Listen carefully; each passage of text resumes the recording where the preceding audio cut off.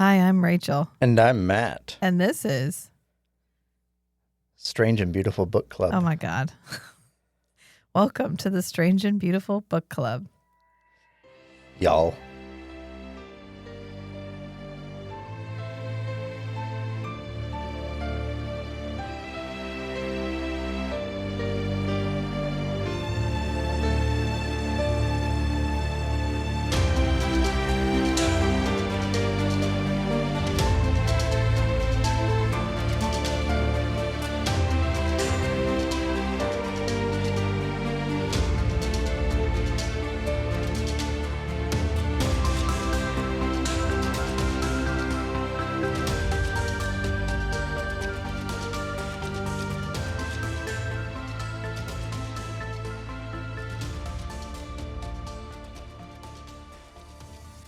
Bronchitis edition. Okay. I intended to put Post-feast this... edition. Yeah, post-Thanksgiving. I really meant to put this out a lot earlier, but the hits just kept on coming. Can you let Smokey out, please? Which I guess is what happens when you never have your kids in public school and then you put them in public school. And then all of a sudden they just start bringing home the plague over and over again. All the things that we have Cookie now needs out. insulated ourselves from by homeschooling. We now have to go through. Cookie, go out of the room. Cookie's it's like those movies where people are kept artificially young and then the time catches up with them. Yeah. It's like we've kept ourselves insulated from societal disease vectors, and then we reconnect ourselves to society and we have to catch up. Yeah, all at once. All in the month of November. Apparently. It kind of felt like, you remember that guy who just wandered off? I think he parked his car in Maine, and then he was just like, well, fuck it. And he just walked into the woods, and he just lived in the woods for 30 years. Yep. And they asked him, what did you do when you got sick? How did you take care of yourself when you were sick? And he was like, I just didn't get sick. I never got sick. I never interacted with anybody, so I didn't get sick. Yep. He only got caught because he was breaking into people's houses and stuff over the winter to get and they himself noticed. Food. Yeah. He broke into 200 and some plus houses or something. And they ended up just being like, hey, can you just not do that anymore? And he was like, all right. He had a whole code of ethics too, which I think is really interesting. Yeah, I think because even totaling up everything over the decades, he didn't exceed the $5,000, whatever the grand larceny threshold is, because he was only stealing fabrics, clothes. He would steal video game systems, handheld video game systems, but he had a code where he couldn't steal the newest version. Right. Because that was probably somebody's Christmas present. He would steal a couple back. Yeah. Yeah. So he had a bunch of Game Boys and books and things to read, entertainment stuff. Yeah. Anyway, this isn't a podcast about that guy. He'd probably be mad if it was, because he hates publicity, which, of course he hates publicity. He didn't do it for the fucking clout. It's not like a Mr. Beast thing. Right. Mr. Beast Hunger Games style. I'll give you $1 million if you don't leave the woods for 30 years or whatever. He was just like, I'm out. Anyway, this is about Dune, the rest of Dune. We're going to go ahead and do the second 2 parts because it occurred to me while we were reading it that fuck all happens in part 2. There was plenty no point to discuss in dragging that from shit out. Part 1. I was surprised by my own reaction to this book going through it again. I know I like this book. I've read it before. I love all the movie adaptations, but I think I like the miniseries better than I like the book. Yeah. I think that it emphasizes the plot over the other stuff. The politics. I think the politics for me just felt like nails on a chalkboard, probably because our lives are so dictated by politics right now. Probably the last time I read this, politics was a thing that happened. It is a thing that existed, but it wasn't something that literally affected my day-to-day life like it is right now. Yeah. So to be immersed in politics in a book was I don't want this. This is not where I want to live. I don't want to be here. But that's okay. The second part really isn't as politics heavy as the third part is, But on a tip from a YouTube comment, we did watch a documentary, not a documentary. An interview. None of what I just said was correct, except for we got it from a YouTube comment. We listened to a radio interview of Frank Herbert by Willis E. McNelly. And he is a Cal State English department guy from Thornton, California. And the interview was done in on February the 3rd of 1969.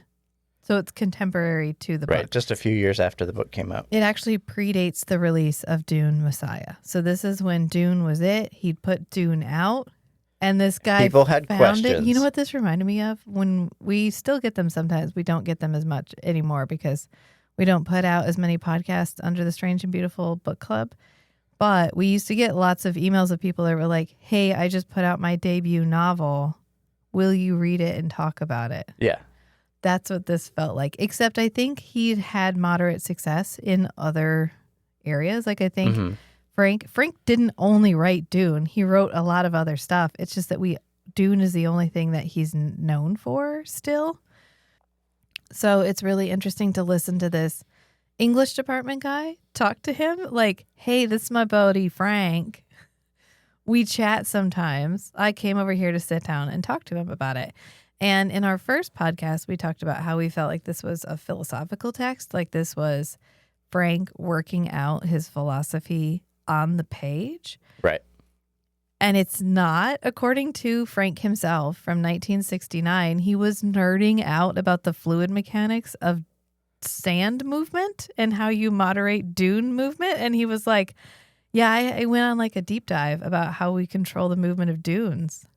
And so the inspiration was for it. Dune was purely ecological. Yeah, he said, I was going to do an article, which I never did, by the way, about the control of sand dunes because he was driving in, I think, either Washington State or Oregon, and he saw a bunch of sand dunes, and he was like, how do we keep those from getting on the road? Which you wouldn't think about, but like we live in a place where sand is a huge problem. Because we live in the far frozen north, but we live right off one of the Great Lakes. So the highway that we travel back and forth to go into town has to get desanded every couple of weeks, depending on how much wind we've had, because literally the sand dunes from beside the lake move onto the road and they have to be sent back to where they came from. Yep. And so you wouldn't think you would have a problem with both snow and sand at the same time, and yet you can. So apparently he was nerding out about sand dunes and about how we control their movement and how we, like the country, the U.S., has pioneered the control of sand dunes. And then he decided to write a book about it. And the reason he included religion was because we often equate the genesis of religion with extreme environments like deserts. And so he was like, well, a lot of religions have started in deserts, so I guess I could have a religion that starts there. That would be kind of cool. So it's nothing philosophical. Like, it's a little bit philosophical, but only as a secondary as he was aspect. fleshing out the world. Yeah, a wanting to write about sand. Yeah. Which I fucking love. Let's story idea, like writing prompt. Yes. It'd be like, oh man, it's really write a story that takes place on a desert planet. Right. Okay, well, first you need to get really into the mechanics of how the sand moves around and how you manipulate the environment to make use of it and to live in it, survive in it long term. And how does it affect the people that live there? And how does it affect that? Like, do they can try to control the sand? Do they move with the sand? And depending on whether or not they're the type of character that likes to be in control of the environment versus live in harmony with the environment, like move with the sand, that affects the philosophy of your book. That affects the way your characters express things that are happening in their lives. And it's fascinating that he came at it from that direction. And honestly, I never would have thought of that. This got me thinking about how, and we've run into this phenomenon before when we read Zelazny and when we've read a couple of other older science fiction books, which is looking backwards, the lens tends to color classic sci-fi novels with religious overtones. Like, we tend to ascribe a lot of religious overtones to older sci-fi because some of it did have that. So we kind of blanket brush everybody with the same color. Mm-hmm. And that's not always the case. Yet, because we are so far removed from the world in which they were written, it's very difficult for us to... It's hard for me to see Dune as a book that, when at the time of this interview, had made him like $15,000. Right. And it had been out for several years already. And he's like, I don't know, maybe it'll take off, maybe it won't. And then reading the back of Dune, written by Brian, he talks about how no one would touch it. He couldn't get anybody to publish it because it was so long. Nobody thought anyone was going to read a book that long. Mm-hmm. And the only person who would publish it was the company that was publishing car repair manuals. Right. Who I think still, like, they're still the car repair manual publisher. And they were like, I mean, okay, fine. And Dune. Crockett, Campbell? I don't know. I'd have to look it up. But no one would touch it. It's kind of like The Martian. When Andy Weir wrote The Martian, he sent it out and it kept getting rejected. And finally he was like, fuck it. He just put it up on his website for free. Yep. And then everyone's like, well, hold on. You didn't say it was a good book. Okay, we'll publish it now. Like, look at him. He got a movie. Or like Silo. Or Silo. Same thing. His serial published that. Yeah. On his own. Just like, okay, whatever. I'll put it out. And then, hey, this was actually really well written. Can you put that together and publish it? It's just, you think of Hail Mary to style authorship as a modern phenomenon. Mm-hmm. And it totally was not. It's just that we don't remember it, right? This is 60 plus years ago. In fact, it's so old. I'm actually thinking about grabbing the grabbing the audio from that interview and putting it on the Dune Deep Dive feed as something anyone can listen to, because almost nobody in the recording is still alive and there's no rights or anything like that. I could just grab that. It'd be fine. I don't want to claim it as mine, so I wouldn't put it on the Strange and Beautiful feed, but I might put it on one of our little back channel ones. Deep Cuts. Yeah, like the Dune Deep Cuts. The separate one. Yeah. But it's fascinating to listen to these two people talking. Like, somebody pours coffee in the background. Yeah. And you can hear the coffee get poured. Frank's wife is there. At some point, shouting things. Frank's from like, oh, I'll go get a bottle of room. wine. You want a bottle of wine? He's like, nah, I'm going to stick to coffee. I mean, it'll make me be up all night reading, but whatever. I'm going to do that anyway. Yeah. Because they start out with, like, Willis is just like, hey, so can you tell me the origin? And this is when he starts talking about how 15 years ago in 1953 is when he first came up with the interest in sand dunes that would lead him to Dune. So it took him 15 years to write the first book. Yeah. Okay, I have nasal sprayed and returned. Let's hope this keeps things clearer. You know what I learned? I was watching a reel. I don't like to be on Instagram all that often, but I was watching a reel and this guy was like, your nose is not up, it's back. Mm-hmm. You don't stick your, nose spray applicator up your nose. You need to stick it like you don't point it at the bridge back. of your nose, between your eyes. No, and I was Stick it like, back toward the back of your head. How come nobody ever told me that? It felt on the same par as when I had my third pregnancy. And afterwards, I had a thing that apparently is a thing that can happen after pregnancy. And literally no one had fucking told me in the last... You mean the leading cause of death? Yeah, the leading cause of death postpartum for women in the United States that I had literally never heard of. No one had told me that it even existed until I had it. And then they were like, oh, yeah. Okay, well, postpartum preeclampsia is a thing, I guess. Here's a 24-hour drip to keep your organs from shutting down while we try to get your blood pressure to lower. Anyway, 15 years he worked on Dune. Apparently he read something like 200 texts leading up to Dune. This is always fascinating to me when authors put in a decade and a half of work on the first book. Mm-hmm. Dune, the first book, is like a magnum opus. He studied that shit to within an inch of his life. And then he was like, anyway, here's 5 more books within a very short period of time. Relatively short period and of time. they are so much different than the first book. They do not have the same level of world building, which is fine. The same level of immersion in the Fremen culture. Right. Because he's like, I already set that up. If you don't understand what's happening, please reference the first book. Go back and read it again. Yeah. And I just think it's fascinating. He worked on it for 15 years. And then he's talking to the guy. Frank is talking to Willis.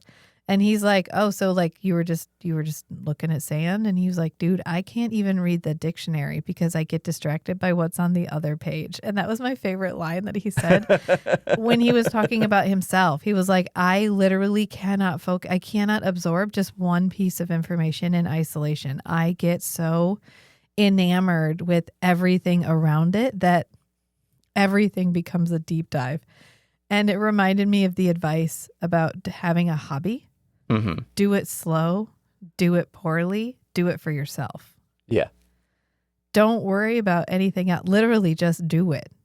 This isn't for the gram. He wasn't doing it for the gram. He wasn't doing it for TikTok. He wasn't doing it for anything except his own, like, check out this shit. He had file folders. He's like I get the information and then I put it in file folders. And he's like, and I'll show them to you and later. I'll show them to you after we're done here. I'll get out my file folders. And I was like, oh show my you God. my whole organization system. To be a Cal State English professor in 1960 talking to Frank and have Frank go, I'm going to show you my file folders. I'd be like, fuck yes, show me your file folders, Frank.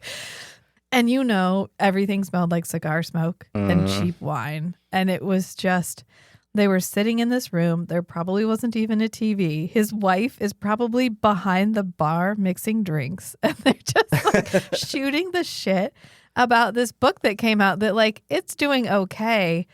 The English professor likes it, but it hasn't sold like a ton yet. Right. And the English professor is saying that he's really enjoyed the book because he's using it as like a text in his class. Yeah. And so he's having his students like analyze this book. Like at that point, the book was like a couple years old. Yeah.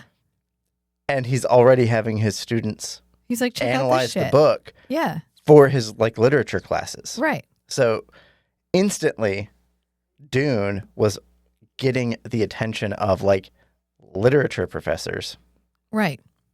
And using it as an example of, oh, here's how you can break down like mythological tropes in like sci-fi fantasy stories, like real literature. Was this a particularly cool English professor though?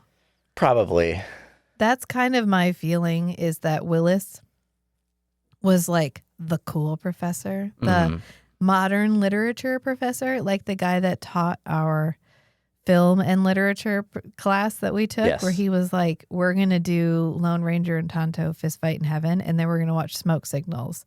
Yep. And then we're going to read Do Androids Dream of Electric Sheep, and then we're going to watch Blade Runner, and we're going to talk about the difference. The only thing we're going to converse about is the differences between the two, how it works more visually to do it this way, how it worked better in the book to do it this way, why these choices were made. That was a fun class because we got to discuss like from a literature perspective. Yeah. How do you what parts of the plot get emphasized in written versus visual media? Yeah, it was fascinating. We did Big Fish. I ugly cry at Big Fish. I can't not ugly cry. I've watched Big Fish. I know it's coming. I'm like, okay, this is the part where we cry. So I just need you to hold it together. You know it's coming. And every time I'm like, I got it. You finally understood it, Dad. Like, I can't. Yeah. I fucking ugly cry every single time. Anyway, when he's talking about his file folders, he's like, which I'll show you later. And I love how bad at speaking Frank is. He speaks in circles. I don't think he says a straight line the entire time, which you can tell it's reflected in the way he writes his book. But he goes, as a result, I finally saw that I had something enormously interesting going for me about the ecology of deserts. And it was, for a science fiction writer anyway, it was an easy step from that to think, what if I had an entire planet that was a desert? He's like, what if I just made a sand planet? I love this for him. And you forget Frank was a he wrote political speeches and Yeah. he wrote articles. Like, he wasn't just a science fiction writer. He had a day job, and his day job was writing politics shit. And you can tell because every once in a while he'll hit you with a line that you're like, that's a banger, but I could definitely see it in like a political speech where it's Yeah. like the only thing we have to fear is fear itself. And he's like, okay, well, I think I can come up with something better. What if fear is the mind killer? Yes. And you're like, oh, okay, I see that there. And the way he wants you to question whether or not what a political person is saying is disingenuous or not. Like, he wants you to question authority, even the authority of the character that he has set up as your hero. Right. Which it's like, that's one of the primary tenets of Dune. And I think when you only watch we talked about this a lot when we went through it the first time, is that people think it's a hero's journey story. And it gets criticized for being a white savior narrative. And it is the exact opposite of a white savior narrative. It is the worst thing that can happen to your people is the arrival of a hero. Yeah, Paul is the straw man of a white savior narrative. Yeah. And he's supposed to be torn down. Correct. Yeah, or as he says later in the interview, the only difference between a hero and an anti-hero is where you end the story. Right. I was like, God damn it, Frank. That's a good line. That's so good. Okay, man, because he says later on we'll get to it, but he's talking about how he published it serially in a magazine the first time around. Mm-hmm. And he said, actually, there's more text in the magazine version than there is in the final book version because he had to write a little synopsis each time to catch up the reader from the last time a paragraph appeared. And so he went back to him when he was getting ready to do Dune Messiah, and he sent the guy the text of Dune Messiah, and the guy was like, no, I will not be publishing this. Right, because he really liked the Dune, Paul as hero. Yeah, and he's like, you made him the villain. I'm not going to publish this shit. And he's like, yeah, he's the villain. He's always been the villain. He's always like, been I'm not the villain. listening. Yeah. I'm not listening. And Frank says, I killed one of his gods. And he says it's because this guy who published the magazine believed so firmly in the concept of a hero. And then when you show him how the hero can eventually become the villain, he was like, I don't want it. Yeah. I'm not interested.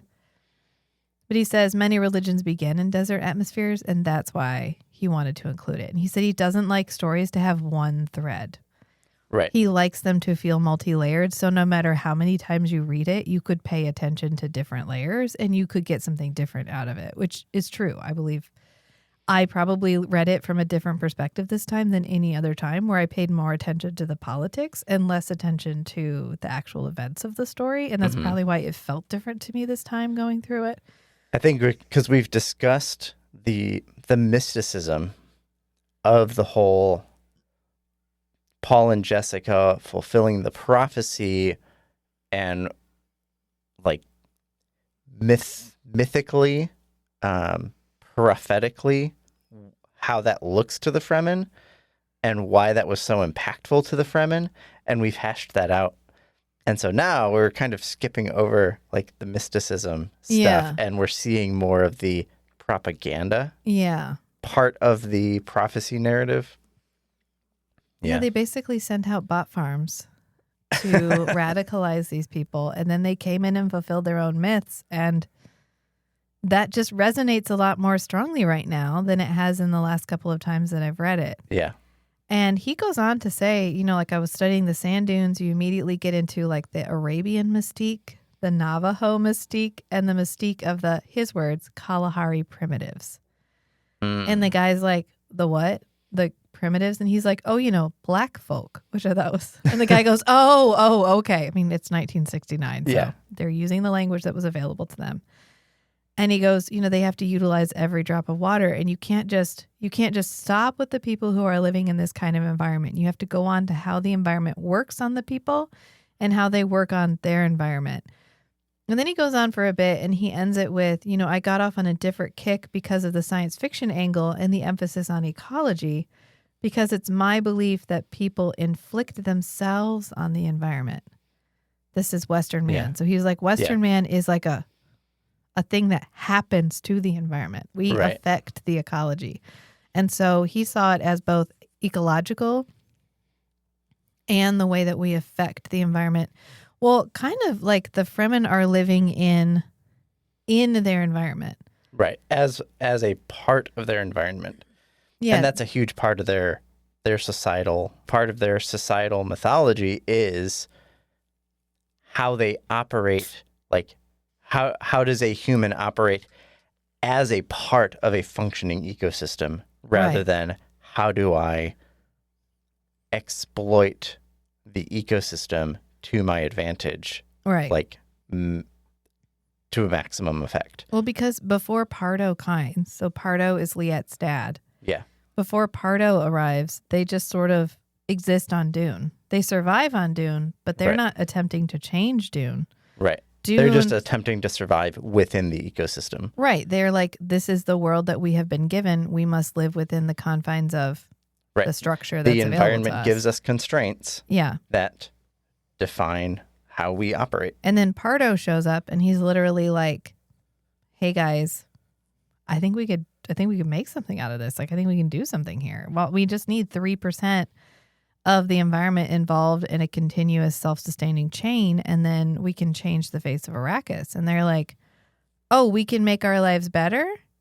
Oh, okay, sure. Yeah, And so, maybe not for us, maybe not for our children, but maybe for like our great-great-grandchildren. yeah, which the scene with Pardo is the one I really wanted to talk about this go through, because the part where Liet is listening to his dad and his dad is lecturing him about ecology.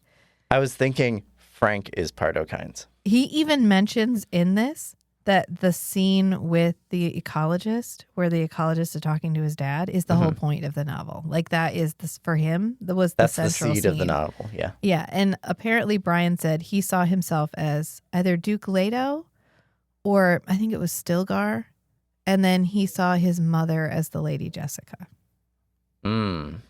which I thought was interesting. So he doesn't necessarily see himself as the central hero. He sees himself as the relic character, I guess, the character that holds onto a way of life that's maybe gone, but still feels like they are a part of the modern world.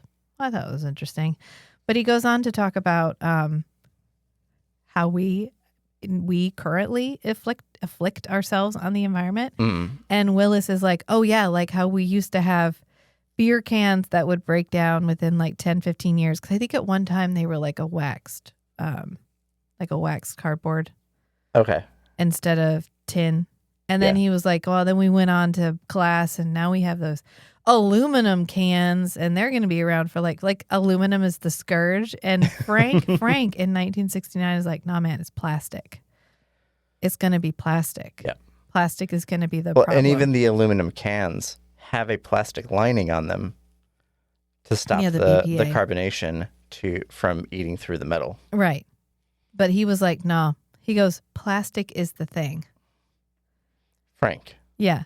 Frank. You knew. He was like, that's going to be the problem right there. And he was talking about how he and Bev, his wife, went to a supposedly unspoiled beach, and there was like a Tide container there, a plastic Tide container. And he was like, yeah, that's the shit right there. That's going to be the thing that brings us down. It just floats and it doesn't break down. And I was like, oh, okay.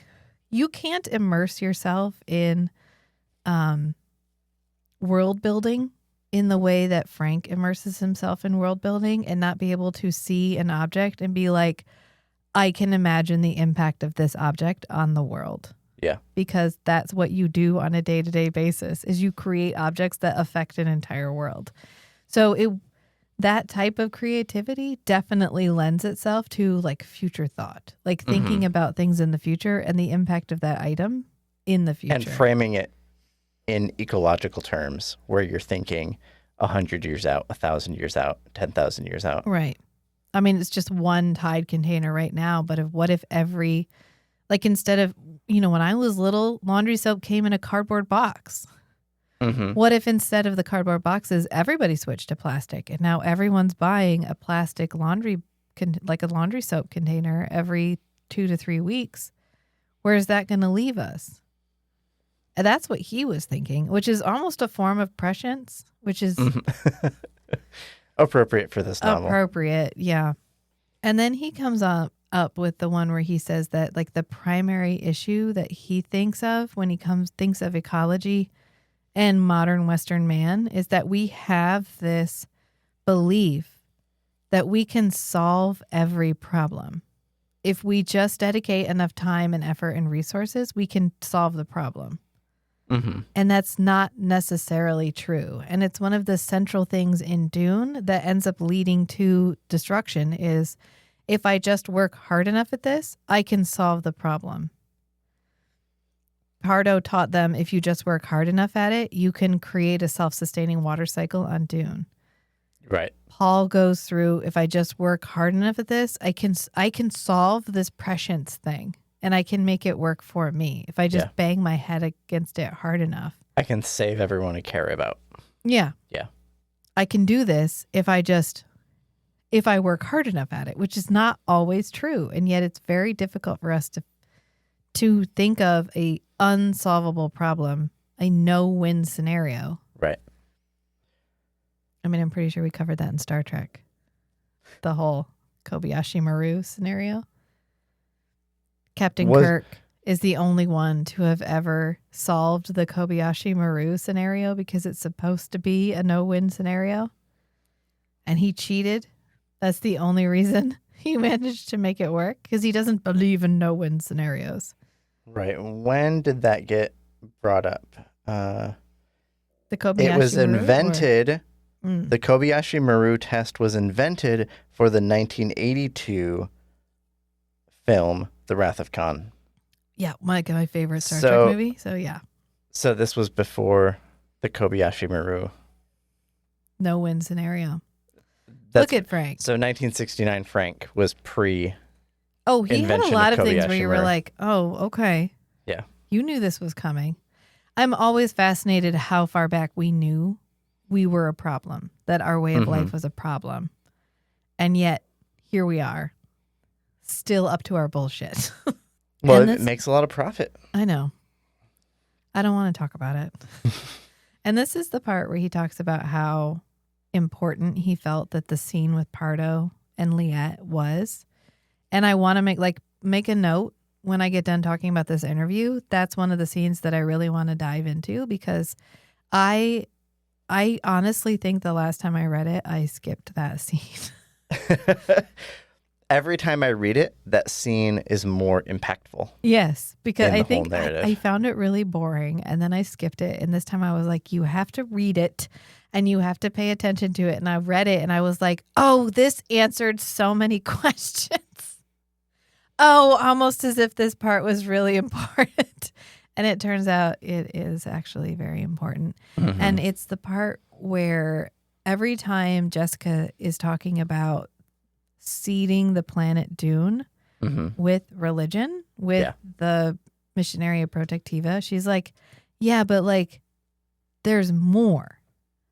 There's more here. Something else happened here that made it worse somehow. Like, the bones of our structure are here, but something else has been at work. And I was like, whenever I ever talk about what the something else was. And then I read that scene and I was like, oh, it was Pardo.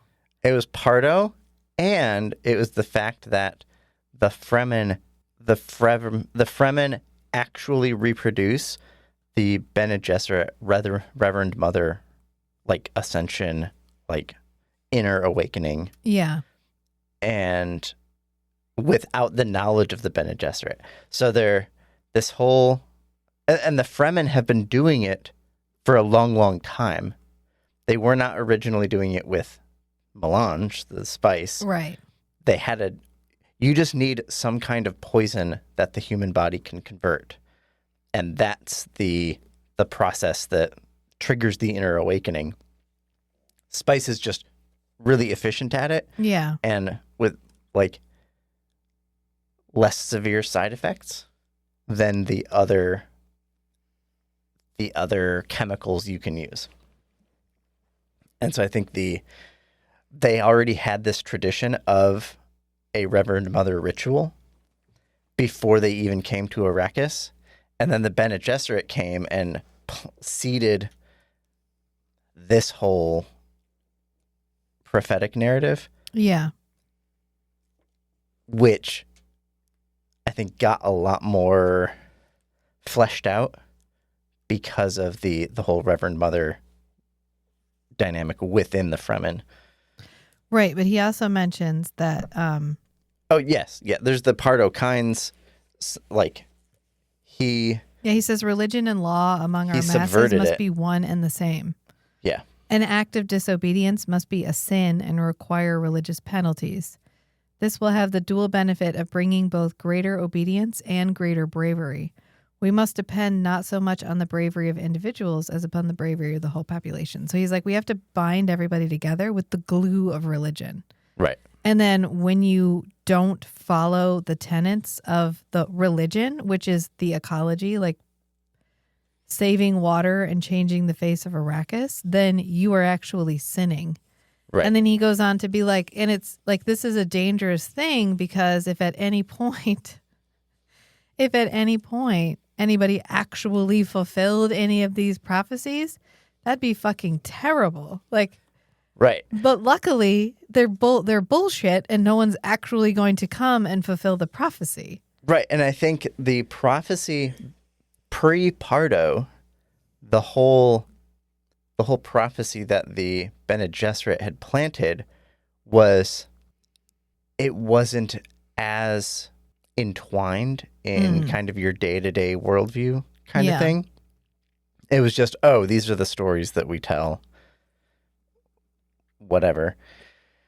But then Pardo came in and was like, oh, now we're going to make it way more relevant to everybody's day-to-day existence because, surprise, I'm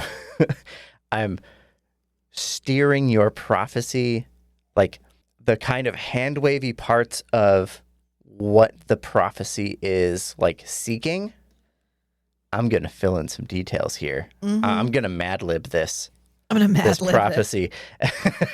And I'm going to give you much more like grounded outcomes of the prophecy related to your day-to-day lives living in the desert, because now the prophecy is all about making your day-to-day lives better, not necessarily for you, but for later generations.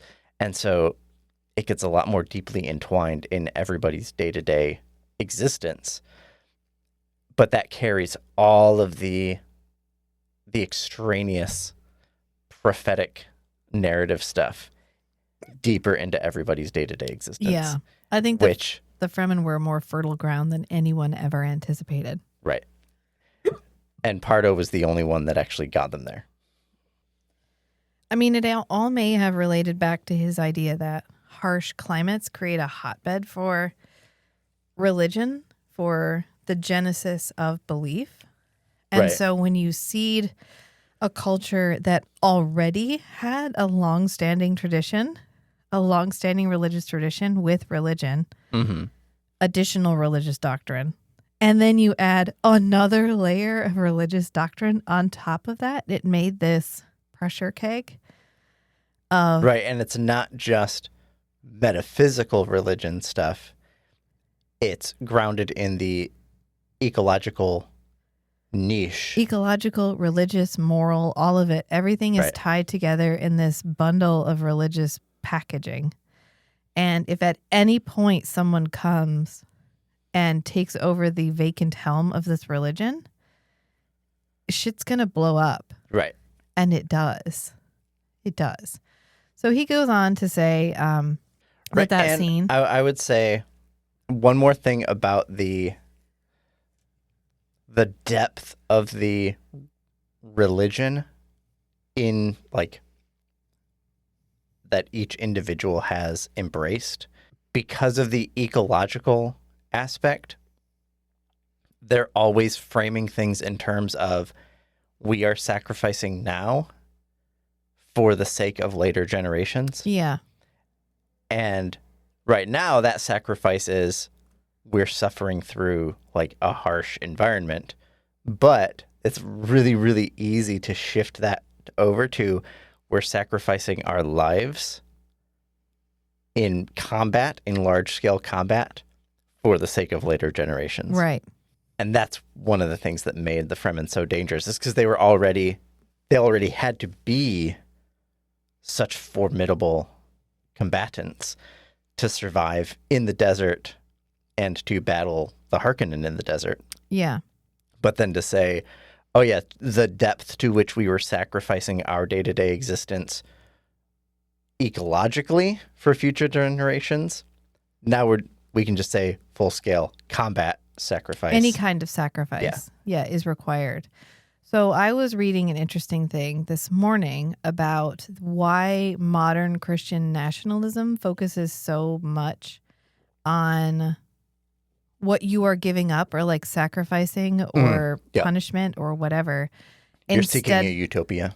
Instead of the narrative of like, so if you believe that Christ died for our sins, then the rest of his doctrine is like empathy, love for your neighbor, giving of what you have so that others can have enough too. Like you don't look in somebody else's bowl to make sure they have less than you. You look to make sure they have enough. Like that is the Christian doctrine. But if you grow up in a Christian tradition that emphasizes only that Christ died for your sins, Christ died for you, you become trapped in this cycle of like punitive salvation.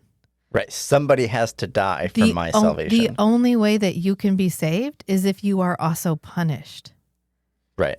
And so when someone is given money for food, when they are given a voucher for housing, when they are given the opportunity for job training or whatever, that's not punishment. How can they be saved if they are not also being punished?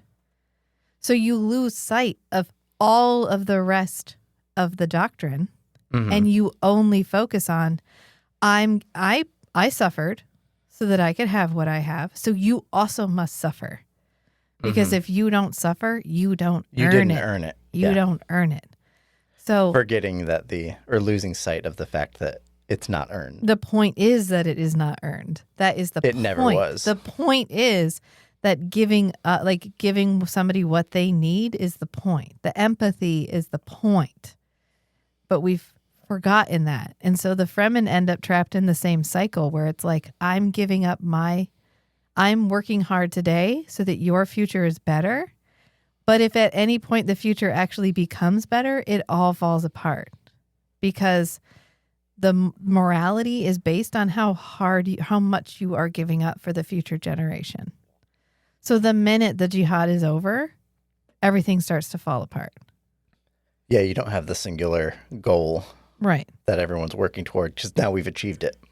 Exactly. And that's why Paul immediately knows the jihad is coming. He's like, the ultimate expression of I'm suffering so that you can have a better future is I will go out into the world and I will suffer and I will make others suffer. I'll kill everybody to make the world a better place. Yeah, to bring utopia into existence. And on this, if you dig even a little bit, of course, it's all cognitive dissonance. You can't bring peace at the point of a knife. Like that is not the lesson to take away from Dune, that you can kill 61 billion people and that's going to make the world a better place. No, you just killed he cleansed entire planets.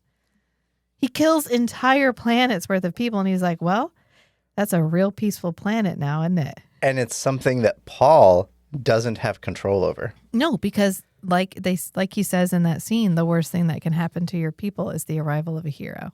Yeah. And Liet in that moment is like, well, shit. Well, we haven't gotten to the jihad yet. I know, but we've all read these books. I'm sorry. Did you not? Have you not read these books? Anyway, continuing to talk about the Liet scene, Frank says that it was very important for him that the planet kill the ecologist. Mm-hmm. And actually, Beverly shouts that from the other room. She's like, that's my favorite scene.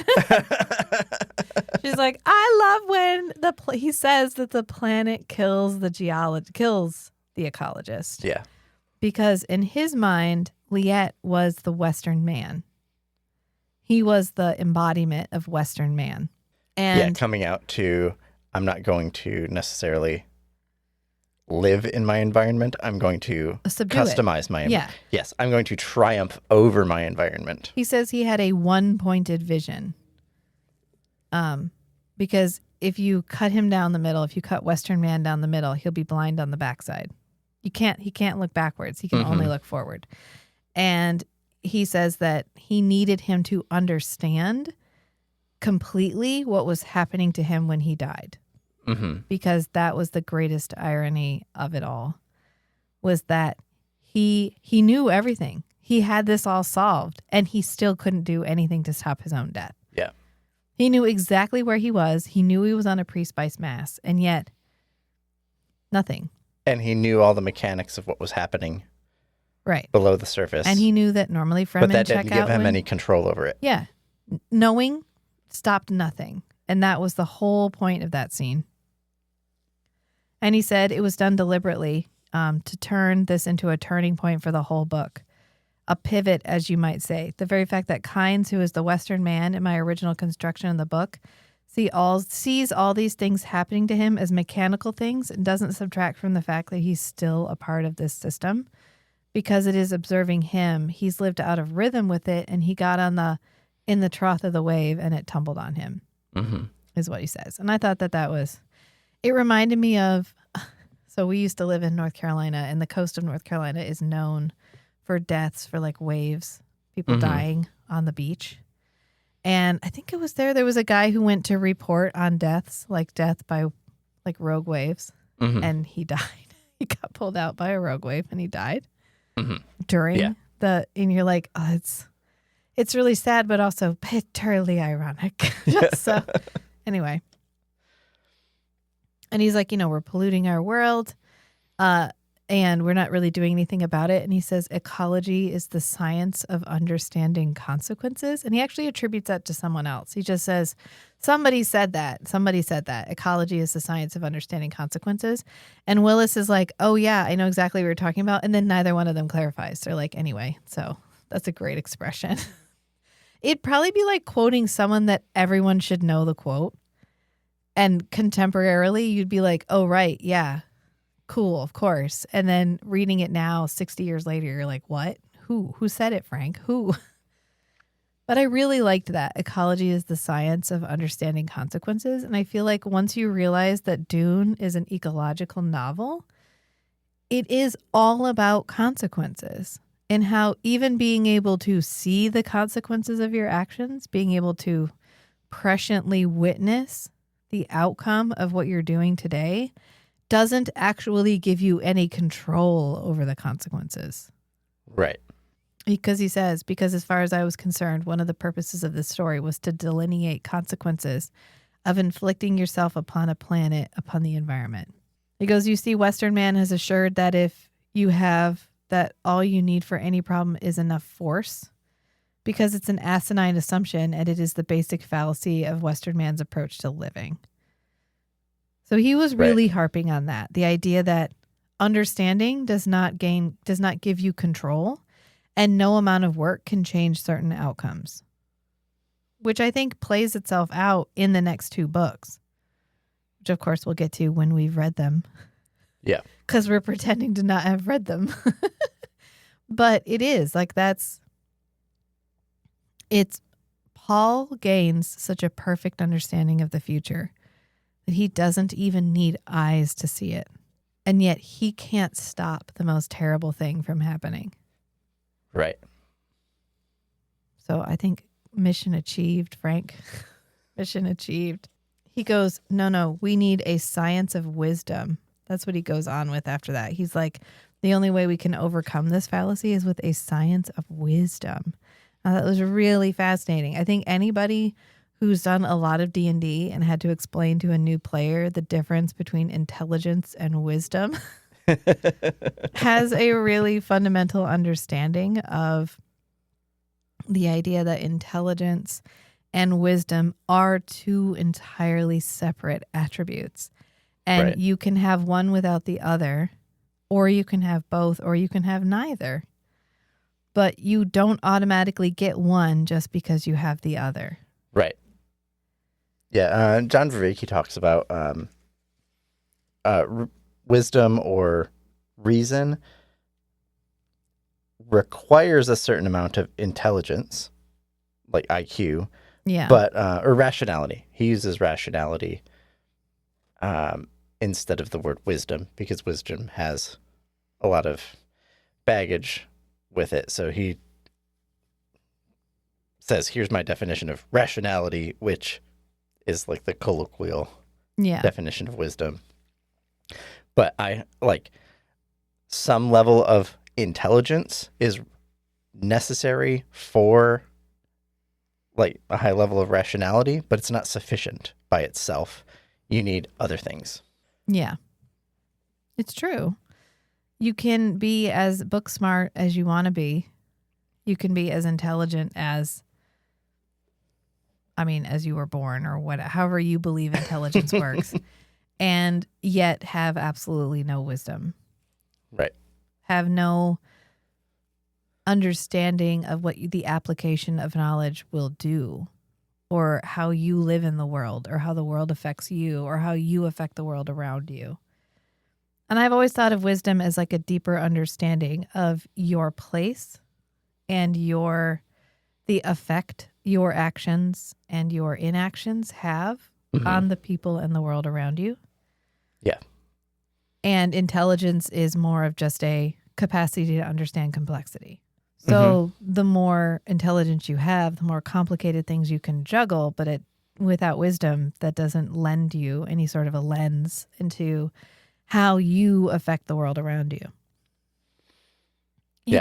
I've thought of it as, I think I've heard a couple people explain pieces of this, but I like to separate out complicatedness and complexity, where complicatedness is the number of total pieces of information that you have. So something that's very complicated has a lot of separate pieces of information that you need to keep track of. Yeah. Whereas complexity is how many interconnections are there between the pieces of information. Right. So something that is uncomplicated but complex only has a few pieces of information to keep track But of. a lot of connections. But they're all interrelated. Yeah. One affects all the others. But then something can be very complicated and uncomplex. Simple. Yeah. And so one of the things that IQ gives you is the higher IQ you have, one of the things you can do is keep track of the interconnections between more things. Yeah. Rather than just like working memory is the number of total pieces of information you can keep track of. Right. Yeah. Memorizing a phone number versus knowing who that phone number calls. Yeah. Yeah. I'll admit there are parts of Dune and the following books that I don't get it. I'm reading it and I'm like, I know you're trying to say something to me, Frank, but I don't know what you're trying to say. I don't understand. I don't understand the point of what the scene is. But I think wisdom is knowing I can still enjoy this book without fully grasping what you're trying to say to me in this moment. Mm-hmm. I get the big picture. I get where you're going. I don't necessarily understand the phrase you just couched it in. But that doesn't mean I'm not going to grasp the larger information. It just means that, I don't know where you were going with that. I mean, sometimes he puts too many made-up terms in a sentence. And then he's like, see where I'm going? Wink, wink, nudge, nudge. And you're like, no, I don't know what you just fucking said. No, I didn't get any of it. No, no, I don't know what you said. And that's okay. I don't think of myself as, I don't know, I'm not a dumb person, I guess. But I'm not concerned with performatively pretending like I understand everything that he says in all of these books. And maybe some people do, and that's fine. But I think that's where it becomes a science of wisdom, where it becomes more about I'm grasping the larger concepts of the this relevant book, pieces. and I'm okay letting go the fact that I don't understand every single and maybe you'll sentence. get it the next time through. Yeah, maybe next time. I don't do philosophy the way you do philosophy. So I like a good lyrical, a good flowery sentence. Mm-hmm. But sometimes you add too many terms that I don't know the exact correct definition of it. And the effort of looking up every single word in that sentence in order to try to put it together is simply not anything I'm interested in engaging in. Right. I'm just not going to do it. This paragraph is actually a logic puzzle. Yeah. And I'm like, to figure out That's okay. with a secret hint at the end. Right. And I'm all right with that. It's okay. I think that's okay. I think that we've lost the ability, not lost, are losing. I think one of the things that social media encourages us to do is to perform. Mm-hmm. And I think we've lost the appreciation for it's okay sometimes to not perform something, to admit to like a weakness, to admit to something that we don't get or don't understand, and that's okay. And then nobody needs to come in the comments and be like, oh, God, Rachel's so dumb because she didn't get that run-on sentence that was 3 chapters long. It's okay. I mean, he goes on to talk about that sort of where he talks about the ethical norm versus the moral life. Mm-hmm. And this was a scene. This is a good example of something where I was like, I don't understand the distinction. I literally can't grasp what he was trying to tell me is the distinction between ethics and morality. Okay, so that's actually something that I've looked up because I've heard the idea of separating of some nuance between the terms ethics and morality. And when I've looked it up, what I've found is nowadays, most people use the two terms interchangeably. Yeah. Between ethics and morality. Like horror and terror. But there are some who separate them out as the cat wants back in after the cat just came in, yelled at us, Smokey went back out. Wants to know the difference between ethics and morality. Okay. The meaning of life is always on the other side of the door. So morality is in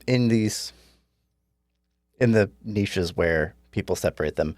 Morality is your internal rules for how to, I don't know, live, whatever. And ethics are kind of the external norms from the society. Okay. For you to be ethical. Okay, so morality is a code of values accepted on and principle or whatever. those align with the concepts of guilt and shame. Okay. Where guilt is what you feel when you have violated your internal rules. Okay.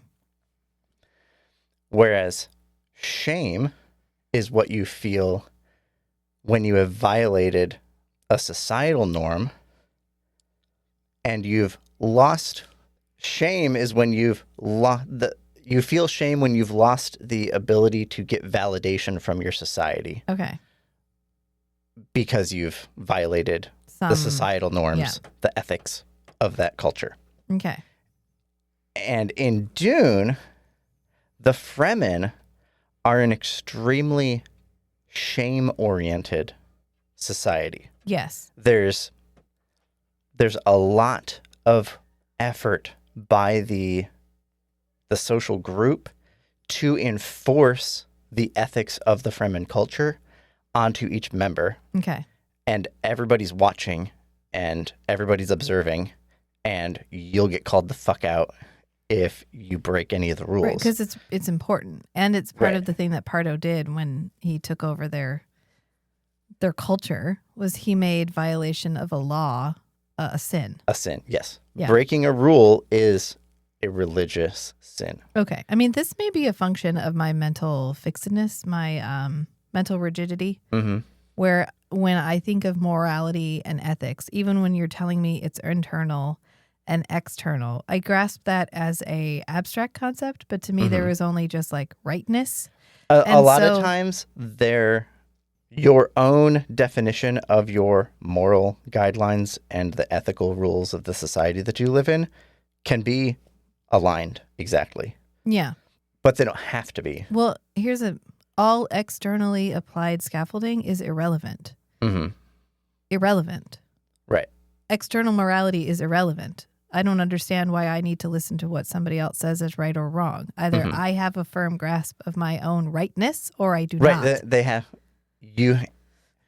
you only really feel your internal pressure. Correct. Yeah. So it's difficult for me to grasp the concept of an external pressure.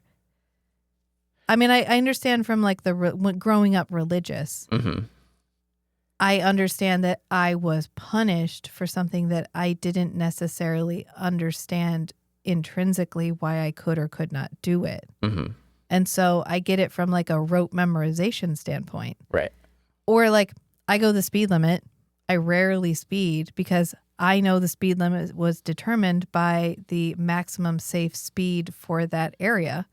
And I am interested in traveling the maximum safe speed and no faster. However, if I think you were dumb and you put it way too low, I might go faster. It just depends, but it's not about me wanting to be seen to be following the rule. It's about the fact that I understand that rule and then I'll do that. Yeah.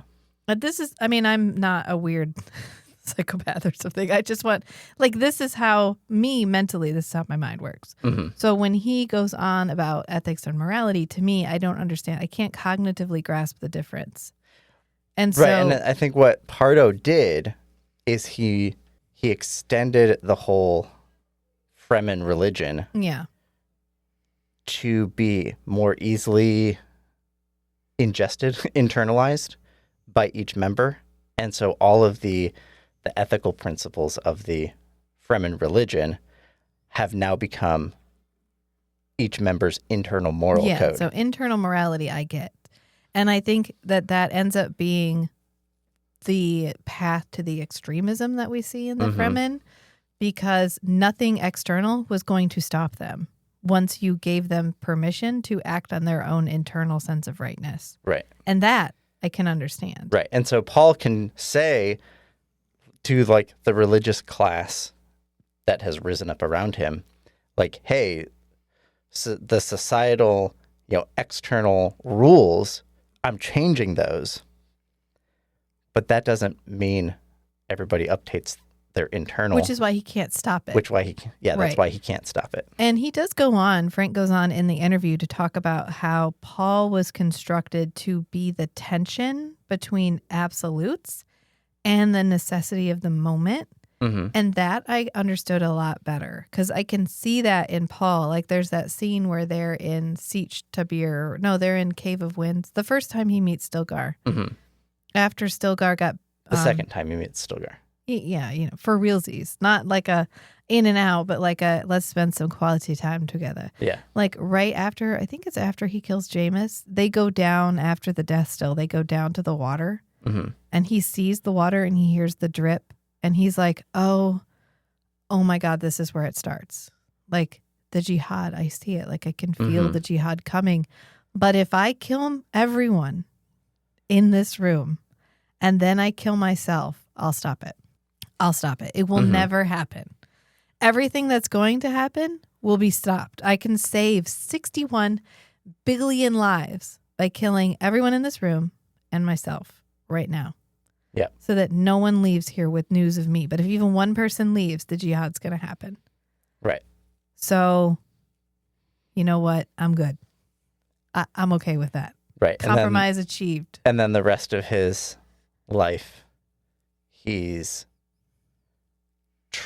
always navigating towards a potential outcome over the landscape of prescience that he can see. He's always trying to find a path toward the least amount of death. Right. But the path of the least amount of death was that. It was ending it right there. It was nipping it in the fucking bud, and he couldn't do it. And so his tension is always between the necessity of the moment, like the thing that makes the most sense to do right now, and the absolute right choice. Mm-hmm. So the absolute right choice would have been to end it so that it never happened. Right. If his ultimate goal was to end it, which is what he prevent keeps the saying jihad. it is. Yeah. But when he had the chance, he didn't do it. Uh-oh. And so the necessity of the moment was, I can't die right now. I got to bring the Atreides back. Right. And so that's the perfect example of the conflict that he's supposed to represent, is always like, what do I need to do to get what I need in the moment? But what is the actual absolute right thing? And how often do they ever align? Well, in his life, not very often. Right. Not very often. And then he goes on to talk about how he wrote it. He intended it to be like poetry.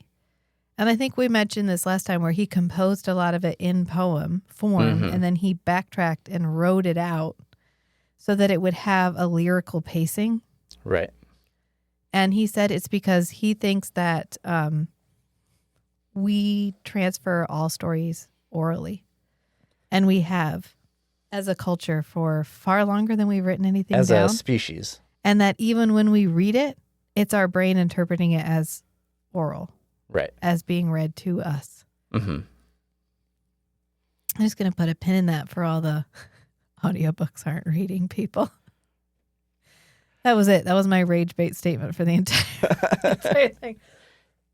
Yeah, we've been passing down oral stories for far longer. Tens of thousands of years. Yeah, so he wanted and we've been having widespread. Well, I guess we've had literacy for a few thousand. Yeah. And he wanted it to be an oral. He wanted it to be transmitted orally. To have the vibe of a story told to you orally. Yeah. Which is interesting because I actually listened to the audiobook this time. And thought we got it's like graphic audio, but only parts of it, like critical chapters are graphic, and which is fine because a lot of times nobody normalizes the volume. So one character will be talking like this, and then the next one is shouting at you, and you're like, God damn it, can we just make them all the same right apparent volume? So it was fine. It was okay. But then when the guy had to be by himself and he had to do female voices every once in a while when they're yelling at each other, he'd go full falsetto, and it took me out every single time because it would be Jessica and he'd be doing the like breathy female voice that a lot of male readers will do. And then all of a sudden he'd be like, and you come here. He'd just like go full falsetto for Jessica. And you were like, no, that's not how you do it. It reminded me of when we listened to The Dresden Files by James Marsters. Marsters. I got it right the first time. And he would be doing a female voice, and you would forget he was a man doing a female voice. You just knew he was doing a female voice, and it was so well done. And then this guy is like, and I'm doing Lady Jessica. And you're like, okay. Could we get the graphic audio person back for this specific part? Please. And the lady reading Jessica was so unaffected by everything. She was like bland. It was fine. The worst part, honestly, was when we got to the second scene that I want to talk about. There's only two scenes I really feel like talking about. Three. Liette and Pardo. The scene on Gady Prime where Count Fenring comes to talk to Harkonnen, to Baron Harkonnen. And I fucking forgot about Fenrig. And then he showed up on the audiobook and he's like, which is appropriate. And I was like, no. I was in the car and I went, no, I forgot about this. I forgot about him. Oh my God.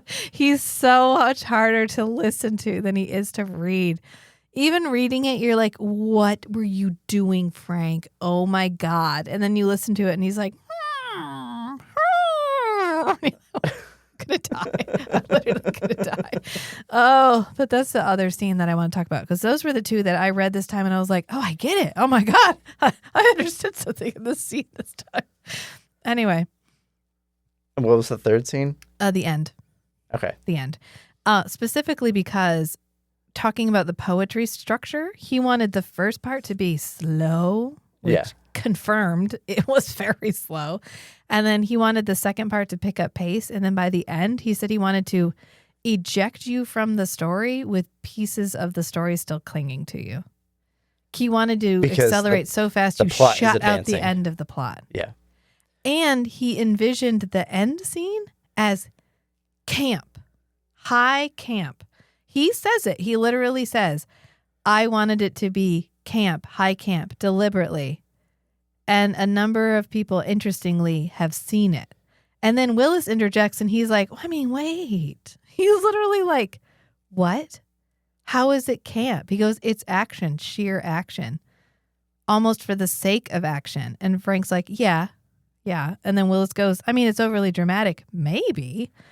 And, you know, in the future, they will call us wives. I said that almost you could call it high camp, but I really hadn't thought of it that way. He's like, did you? I just thought it was funny. This literature professor is like, weird because I didn't catch that. I didn't see that as camp at all. And Frank's like, yeah, it's camp.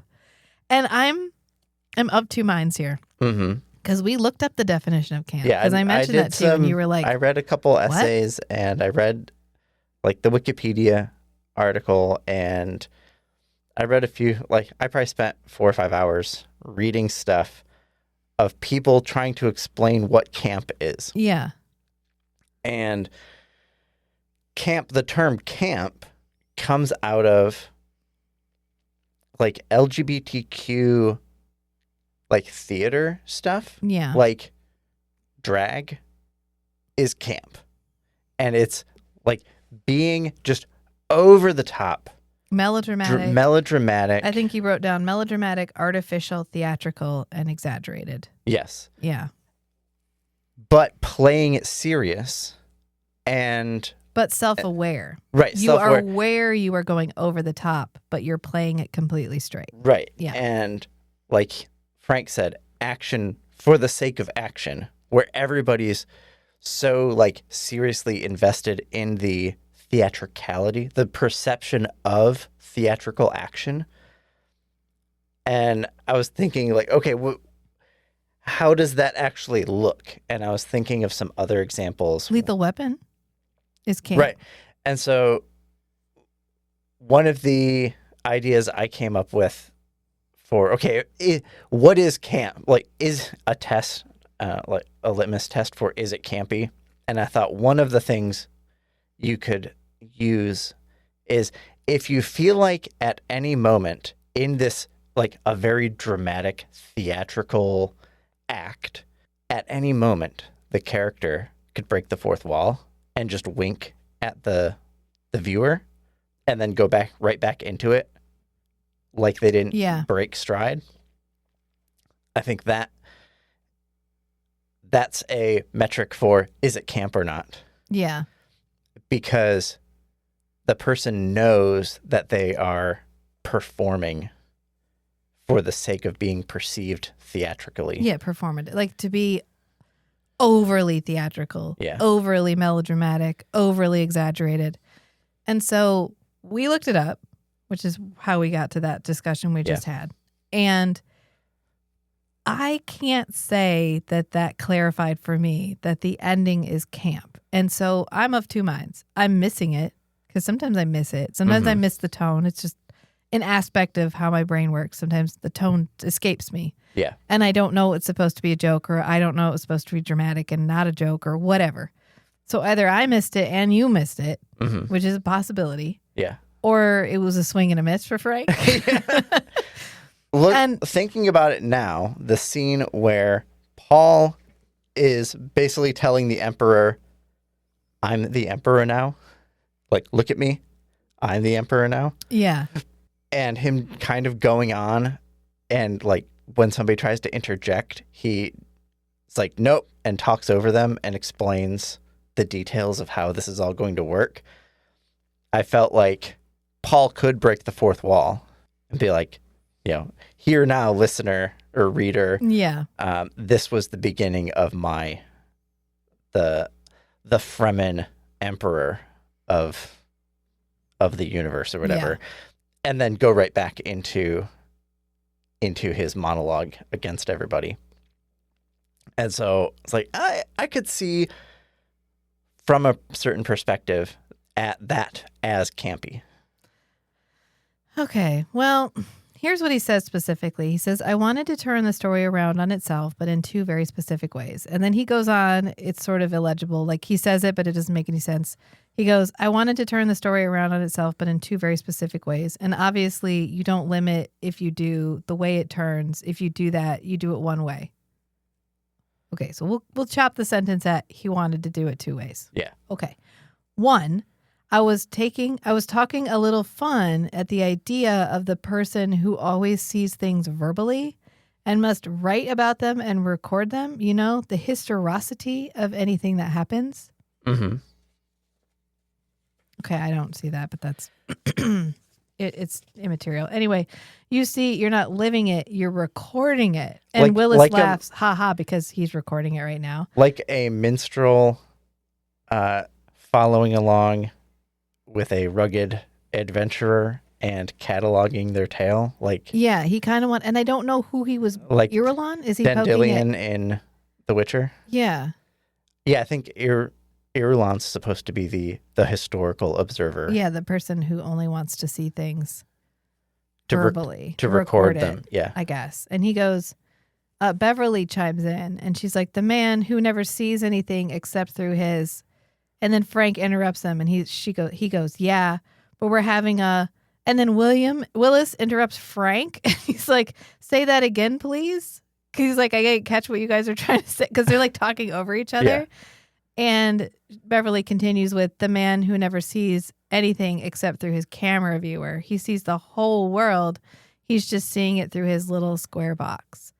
And Frank goes, the viewfinder. He corrects her. Yeah. Thanks, Frank. And then Willis goes, right. And then Frank comes back and says, yeah, so I wanted to kind of have a little snicker about this, you see, right at the end. And you detected that sheer action treatment there. And you see how that does what I'm describing. I don't know what he said, what he thinks he's describing. And then Willis goes, yes, and that is a limited point of view action of the sheer action treatment. And Frank comes back with, yeah, that's right. And also by making it a man-to-man battle at that point between Paul, who is an extremely complex character, and this almost stick figure, Black, you see, like almost a shadow. Mm-hmm. How Fade the is shadow basically of just Paul. Yeah, and who is sort of in many ways Paul's counterpart. And they keep going like, yeah, he's a foil. We don't get to point two.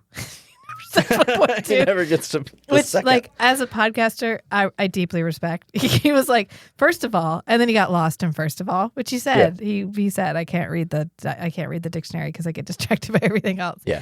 So he saw it as a way of poking fun at the type of people who see the world in a very limited capacity. Mm-hmm. Because the Emperor arrives and the Emperor has no idea about the rest of Paul's life. He only sees Paul as this one-dimensional character. And so he pits him against this other one-dimensional character. Thinking that they're equivalent. Paul has the weight of the rest of the narrative behind him and Fade does not. And I don't think it works. I don't think it works as camp. I think that's what I'm getting at here because I think every adaptation has missed that it was supposed to be camp. Yeah. And I think even narratively, had I read it in 1965, I think it came out around when it was released. I think the end mirrors the structure of the very beginning of the book so closely, where the very beginning of the book is all action. The middle is thought. And then the end is action again. And so to me, it always feels like bookends on the end of the book, where we start with mostly action and we end with mostly action. Is it action or is it very externally driven plot?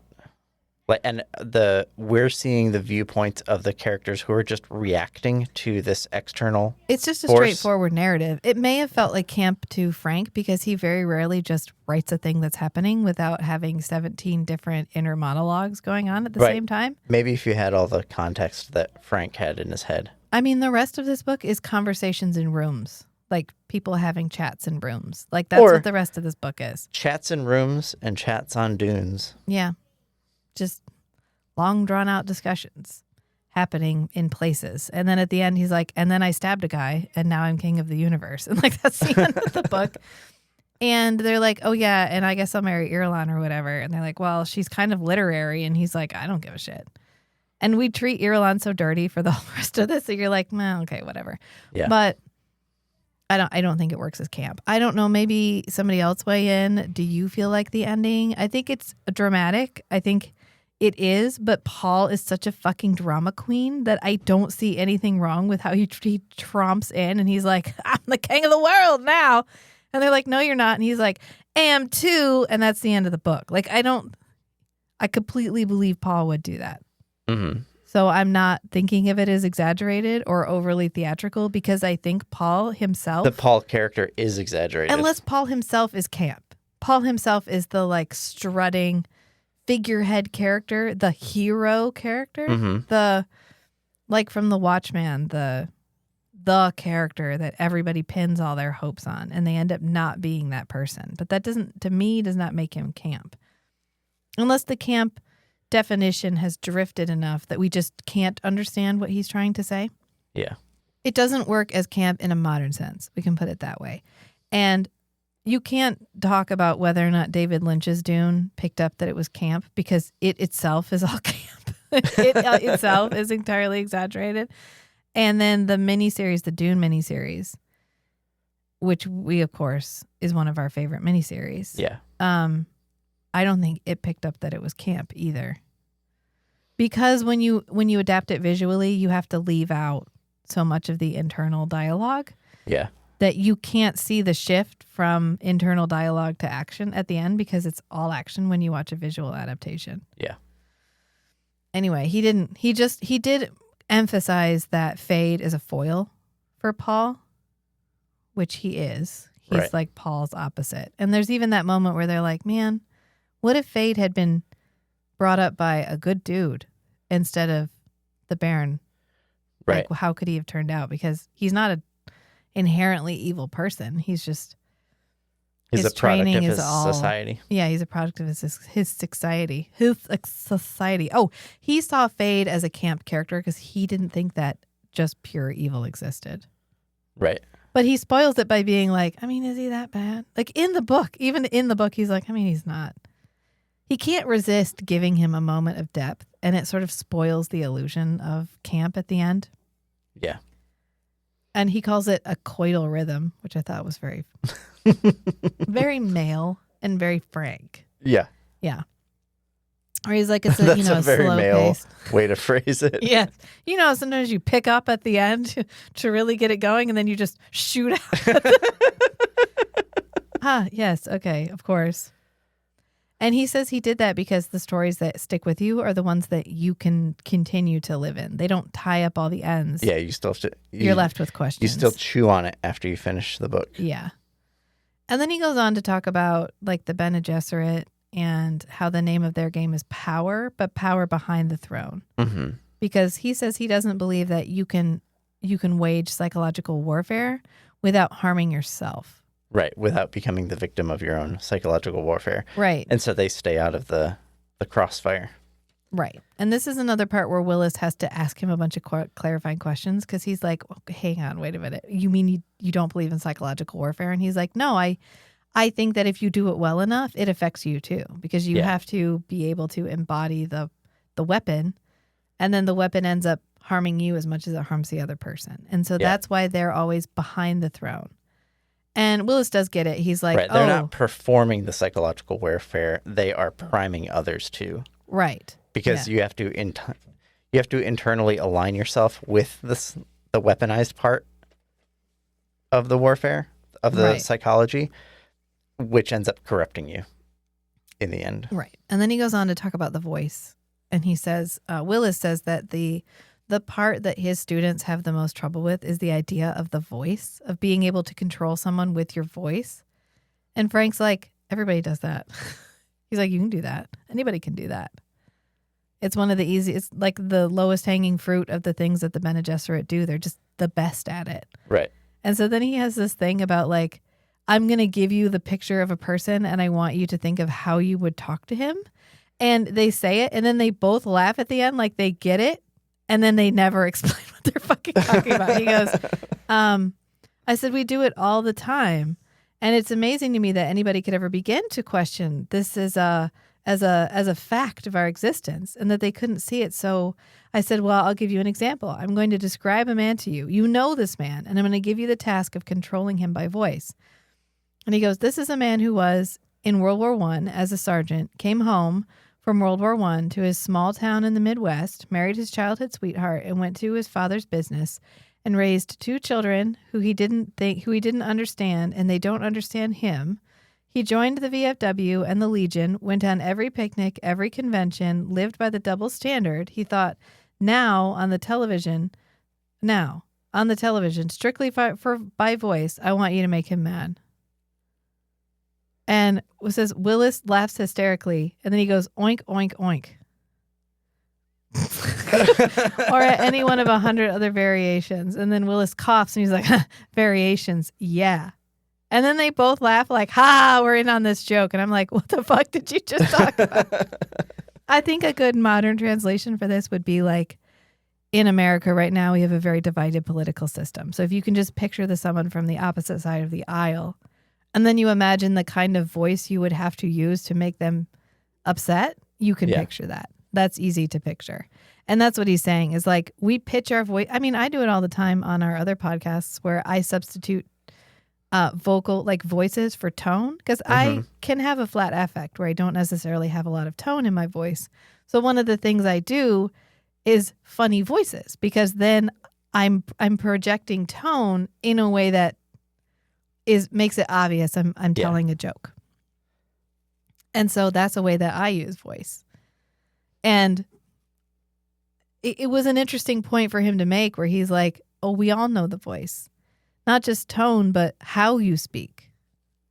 Yeah. Yeah. Code shifting. He's talking about code switching. Yeah, exactly. And then Willis is like, this is one of the techniques, incidentally, that science fiction, I think, does. It takes a possibility of something that actually exists today and makes it more specific. So he's talking about the voice, which I thought was a good way of putting it.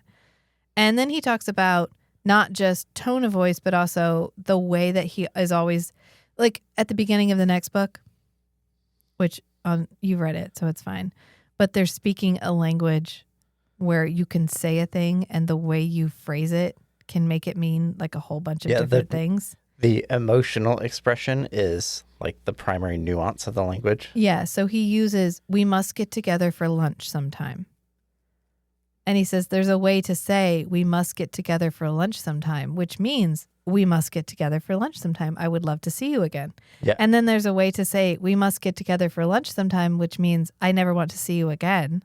I'm glad I'm glad this meeting is over. Yeah. And I'm done. And I'm trying to politely tell you that. Yeah. And he's like, these are the same phrase, but the way you say them has a big impact on what it actually means, which I thought was okay. And then he talks about Nostromo, which we had a brief discussion about. The book Nostromo. Willis actually brings it up. And I was like, oh, we could. No, it sounds boring. I don't want to read it. But just know that the book Nostromo does exist. And it's by a guy named Conrad. And he was like, it was reminiscent of Dune, where it was about the impact of the silver mine on everybody in this country. Yeah. And Frank goes, oh, well, I'm going to have to read it. Like, if it's like my book, I guess I'll have to read it. Which sounds like we should get together for lunch sometime. Frank probably never read it. I wouldn't read it. And then he goes on to talk about feudalism and why he structured his feudalism. And he's like, because I think that's man's basic, like, I think if you give a large enough society, that it's tribal. So that's how we're always going to organize. And then he talked about Shai Hulud and how it is like the dragon. It's like St. George and the dragon. Right, it's mythologically. The black beast. It's the mythological beast that drives the story by being there. And it doesn't have to do anything but exist. And that's how he saw Shai Hulud, the mystique of it. The fact that it's just an animal, but it's become this religious icon because it is so mythical, so big and so terrifying and so incomprehensible that it itself becomes divine. Right. And I had never thought about Shai Hulud that way. I think after a while you've read enough Dune that you're like, if the worms, what fucking ever, I don't care. And then you're like, it's become such a joke. It's so ubiquitous. Like, I think they even made a Dune joke in an episode of SpongeBob one time. The guy goes, look, worm sign. And he picks up a sign that says worm on it. Like, look, worm sign. And I was like, oh, that's a Dune joke. And I get it. Or there's the music video that you sent me the other day that has Christopher Walken dancing in it. Weapon of choice. Yeah, at the very end, he's like, if you walk without rhythm, you won't attract the worm. Yeah, it's like part of the chorus. Yeah. And so I think it's become so ubiquitous in our culture that we're like, yeah, okay, Shai Hulud, whatever. Right, but symbolically, the worm represents a lot of the depth of the like unknown world. Yeah. The inherent danger in the desert of Dune. Right. And Shai Hulud is like an avatar of it's the personification the wild of the planet. Yeah. Yeah. The power And of nature. Of the power of nature, the power of Dune itself, the power of Arrakis. And we become divorced from it because it's, everybody's seen some version of Dune, or you don't, but you probably know about the worms. You probably know there's space worms or whatever. And so every adaptation, you're like, how are they going to handle the worms? Are they going to be giant space dicks on sticks like in David Lynch's Dune? I thought the worms that they used for the newest adaptation of Dune were super cool. Yeah. The way they travel really fast. Mm-hmm. I thought that was really well done because they need to be a little bit dangerous. They end up feeling very tame as the books go on. Right. Where they're like, then I called a worm and I hopped on it and I rode down for a coffee, but the worm was tired, so I hopped on another one and blah, blah, blah. And so even in Dune itself, after a while, it stops becoming mythical, which may actually be part of what he wanted. Mm-hmm. Where Dune itself becomes less dangerous, the worms become less dangerous. It becomes less mythical, so the worms feel less mythical. Mm-hmm. So if that was the point, then well done. I get it. It makes a lot of sense. And then he goes on to talk about the spice and how that is another archetypal theme that he put in there, like a magical element. It's a MacGuffin. It's not just a MacGuffin, but it's anyway. And then Frank is talking to the guy, and the guy's like, well, where do the worms come from? And he's like, oh yeah, that's one of the things that I didn't explain on purpose. And he's like, oh, I think I figured it out. I wrote it down. And then he pauses the recording to go get his notebook to tell Frank. Yeah. And then they never come back to it. So this guy goes to get his notebook, and then he's like, so anyway, let me go off on this other topic. And maybe they talked about it later. I don't know. Hopefully they had a whole bottle of wine after he turned the recorder off and had a great conversation. And he's like, I did that deliberately. I wanted it to feel. I think they did discuss it in the interview. Briefly. Yeah. But he doesn't actually clarify exactly what the life cycle is. Right. That's another thing that gets fleshed out as the books go on. And that's part of why Shai Hulud ends up losing a lot of his. Yeah, the mechanisms are right. fully explained. And then you're like, okay, it's not as interesting. And that's the point. That's the point. And then he comes back to how Campbell's the one who published his first book. And they turned down the sequel. They were like, we won't publish the sequel. Yeah. And he's like, now his argument was that I had created an anti-hero in Paul in the sequel. And he has built his magazine. And he goes, I'm oversimplifying, grossly oversimplifying, but this is the excellence of it really and truthfully accurate. And he's built his magazine on the hero. Right. And now it's my contention that the difference between a hero and an anti-hero is where you stop the story. And then he continues and he talks about Lord Raglan's steps of the hero and how Dune takes up the first 15 or more. And I had never in my life heard of this. And I put a little question mark star like, what? What? Because he's talking about, Paul's only a hero if you end it at the end of Dune. But if you see the consequences of what he's done, it's so much more. Okay, Lord Raglan's heroic path. Okay. What are the steps? Are they long and involved? Nope, it's just 12. Oh, how can he take up the first 15? Come on, Willis. Well, hold on. Maybe there's more? There's 22 in that one. Oh, no. Scoring of 21 mythical, legendary, and historical features. Oh, there's a Raglan score. Oh, wow. Oedipus hits 21 out of 22. Okay. Alexander the Great hits 7. Robin Hood hits 13. Okay. What's the list, though? Okay, you ready for the... I'm ready. Okay, there's the heroic path 1. Oh, Otto ranks heroic path. And then there's Lord Raglan's heroic path. Okay. 1, mother is a royal virgin. Okay. 2, father is a king. 3, father often a near relative to mother. 4, unusual conception. Okay. 5, hero reputed to be son of God. 6, attempt to kill hero as an infant, often by father or maternal grandfather. 7, hero spirited away as a child. 8, reared by foster parents in a far country. Okay. 9, no details of childhood. 10, returns or goes to future kingdom. Returns to or goes to future kingdom. Okay. 11 is victor over king, giant, dragon, or wild beast. Okay. 12 marries a princess, Uh-huh. often daughter of the predecessor. 13 becomes king. 14 for a time he reigns uneventfully. 14 for a time he reigns uneventfully. 15 he prescribes laws. 16 later loses favor with gods or his subjects. 17 driven from throne and city. 18 meets with a mysterious death. 19 often at the top of a hill. 20 his children, if any, do not succeed him. 21 his body is not buried. 22 has one or more holy sepulchres or tombs. Okay, I looked it up too. Otto Rank developed it first in 1909, and then Lord Raglan went on to develop his own concept of the mythic hero as an archetype.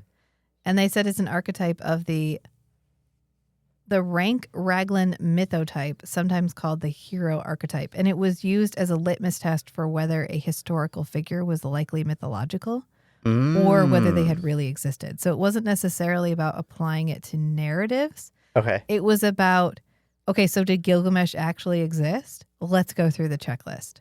So the fact that Alexander the Great doesn't meet as many means that he is likely more real. Okay. Or that his story is less mythical or is more true to fact than, say, like Oedipus. Oedipus hits all of the archetypes, so he's likely mythological. So Jesus of Nazareth hits 18. Does he? Buddha hits 15. Harry Potter hits 8. I don't want to talk about that one. So that is fascinating. So the fact that Paul meets most of them or meets like a high percentage of them means that he is likely mythical. Good news. He goes, if you follow the pattern, the archetypal hero pattern, he goes through many of the things that Lord Raglan sets out in the notion of the hero. Ultimately, Paul has to die. This is what Willis says. He goes, ultimately, Paul has to die. It's just a question of how and under what circumstances. Probably as a result of these tensions that under which we've previously been operating. So he called it. Called it. He's like, I guess Paul's going to have to die as a result of his own actions. Like he's going to die as a consequence of the shit that he's set in motion. Yeah. Right? And Frank's like, oh, what are you talking about? He goes, yeah. One of them, of course, is the tension of prognostication. And William goes, yeah, or prediction. So Frank just changes the subject. He's like, yeah, kind of like how he can predict the future. That's conflict. And Willis goes, this is foreshadowed in here. And Frank goes, yeah. He goes, he never sees his own death moment, but he's always concerned about it. I thought that was interesting. That was really cool. The Raglan rank index. That's fascinating. I mean, I just and the first guy was a philosopher, like Otto Rank he held degrees or whatever. The second guy was just a bored Englishman, which you can tell because it said he was an amateur anthropologist, which means he was just like a lord who had nothing to do. And you don't go to college because that's too Passe. That's too poor people. You have to learn from pedestrian. books. Yeah. You can't pay $150,000 for an education. You can get for $150 at the library in library fees. How do you like them apples? And then he goes on to talk about how the reason he couldn't get Campbell to do it was because he destroyed one of his gods. But Galaxy snapped it right up and paid Campbell's rates. Ha ha ha. That's what he says. And he's like, oh, are you looking for another Nebula for this one? That's what Willis says. And he's like, I don't write to get an award. I'm not writing to get an award. I didn't expect. My chief concern is to tell a good story. It really is, which is what he says. And then he goes on to talk about Virginia Heinlein, which is Robert Heinlein's wife. And then he calls him Bob, which my brain went, just what? It took me a second to be like, oh, Robert Heinlein went by Bob? They know him. Bob? They know him. Yeah, they're acquainted with him. Oh my God, to be be a literature professor in California in the 1960s and just casually be and like, be able to be like, hey, Frank, you want to come over and have a talk with me? I'm going to record it. yeah, hey, Because dude, I want to cover some stuff for my literature class. yeah, you mind if I bring my microphone over for a couple of hours and we can just chat about that Dune shit you're writing? And he's like, hell yeah, man, come on over. And then he casually drops like, oh, so last time when I was hanging out with Virginia and Bob Heinlein, like, here's what we chatted about. Oh my God. Like, can you even imagine, right? Can you even imagine? Like, that is not even accessible for us because the number of people that are publishing into the publishing industry today is so different.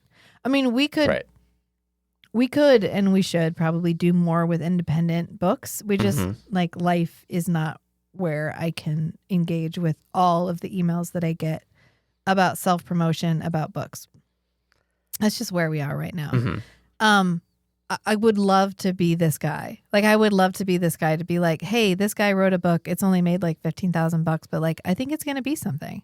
I'm going to go check it out and to go talk to Frank because he's talking about Virginia Heinlein and because they're talking about the act of writing and the physical writing process. Right. And he talks about how he needs to be like in it.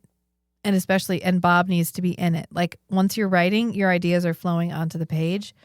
You can't have anyone come and stop you. It's fragile. It's fragile. Play is fragile. Yeah. It's like the fugue state that you get into when you're doing the deep work Flow required state. Yeah. to do that. You can't be interrupted.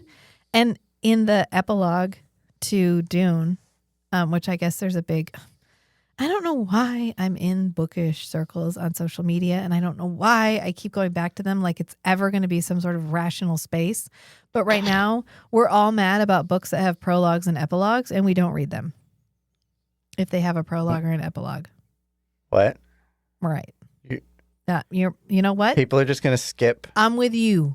Who gives a fucking shit? If you are an author, please, for the love of God, write it the way you want to write it. Right. It's a way to have like the whole story through the perspective of one character, like, you know, first person limited, yeah, whatever, but then have parts of the story from other perspectives. That's what the prologue and epilogue do, is it gives you a second or third perspective.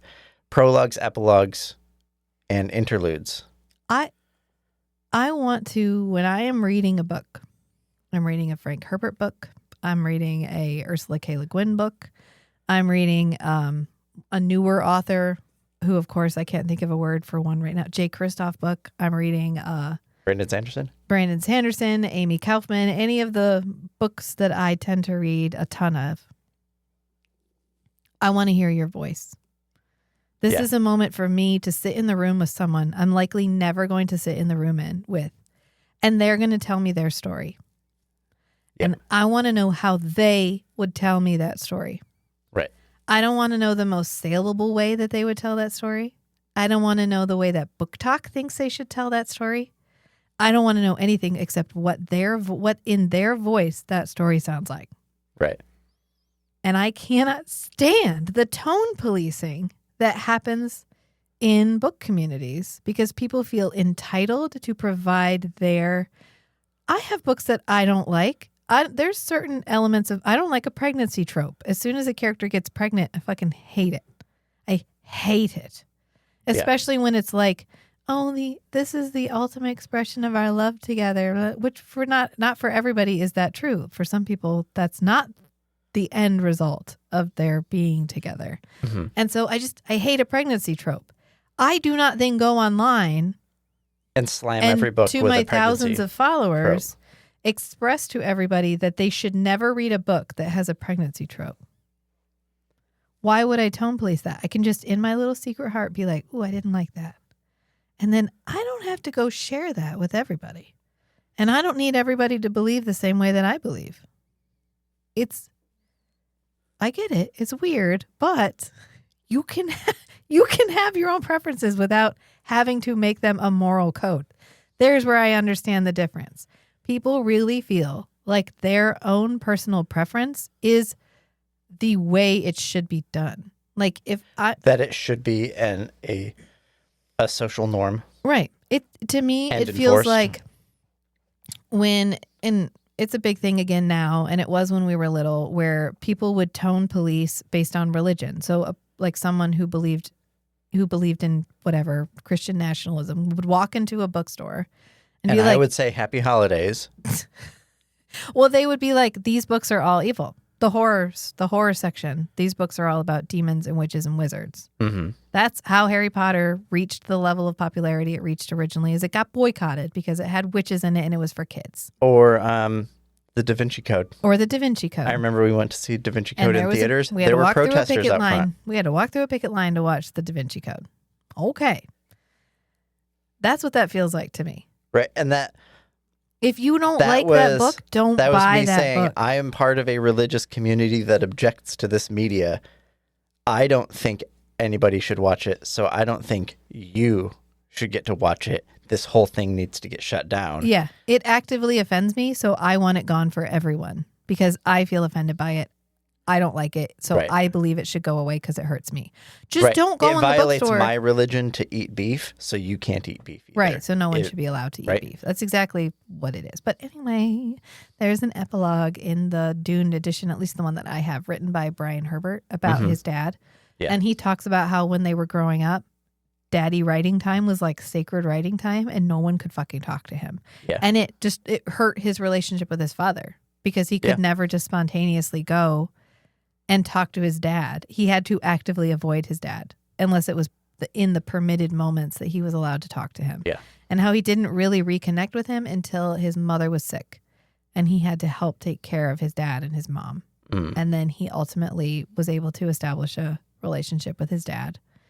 And I think that's really cool to see it both from the perspective of Frank being like, oh no, that's my time. You can't come talk to me. That's my time. And then hearing it from his son where he was like, I didn't know what it was like to have a dad in my life because my dad's writing was my dad's first love.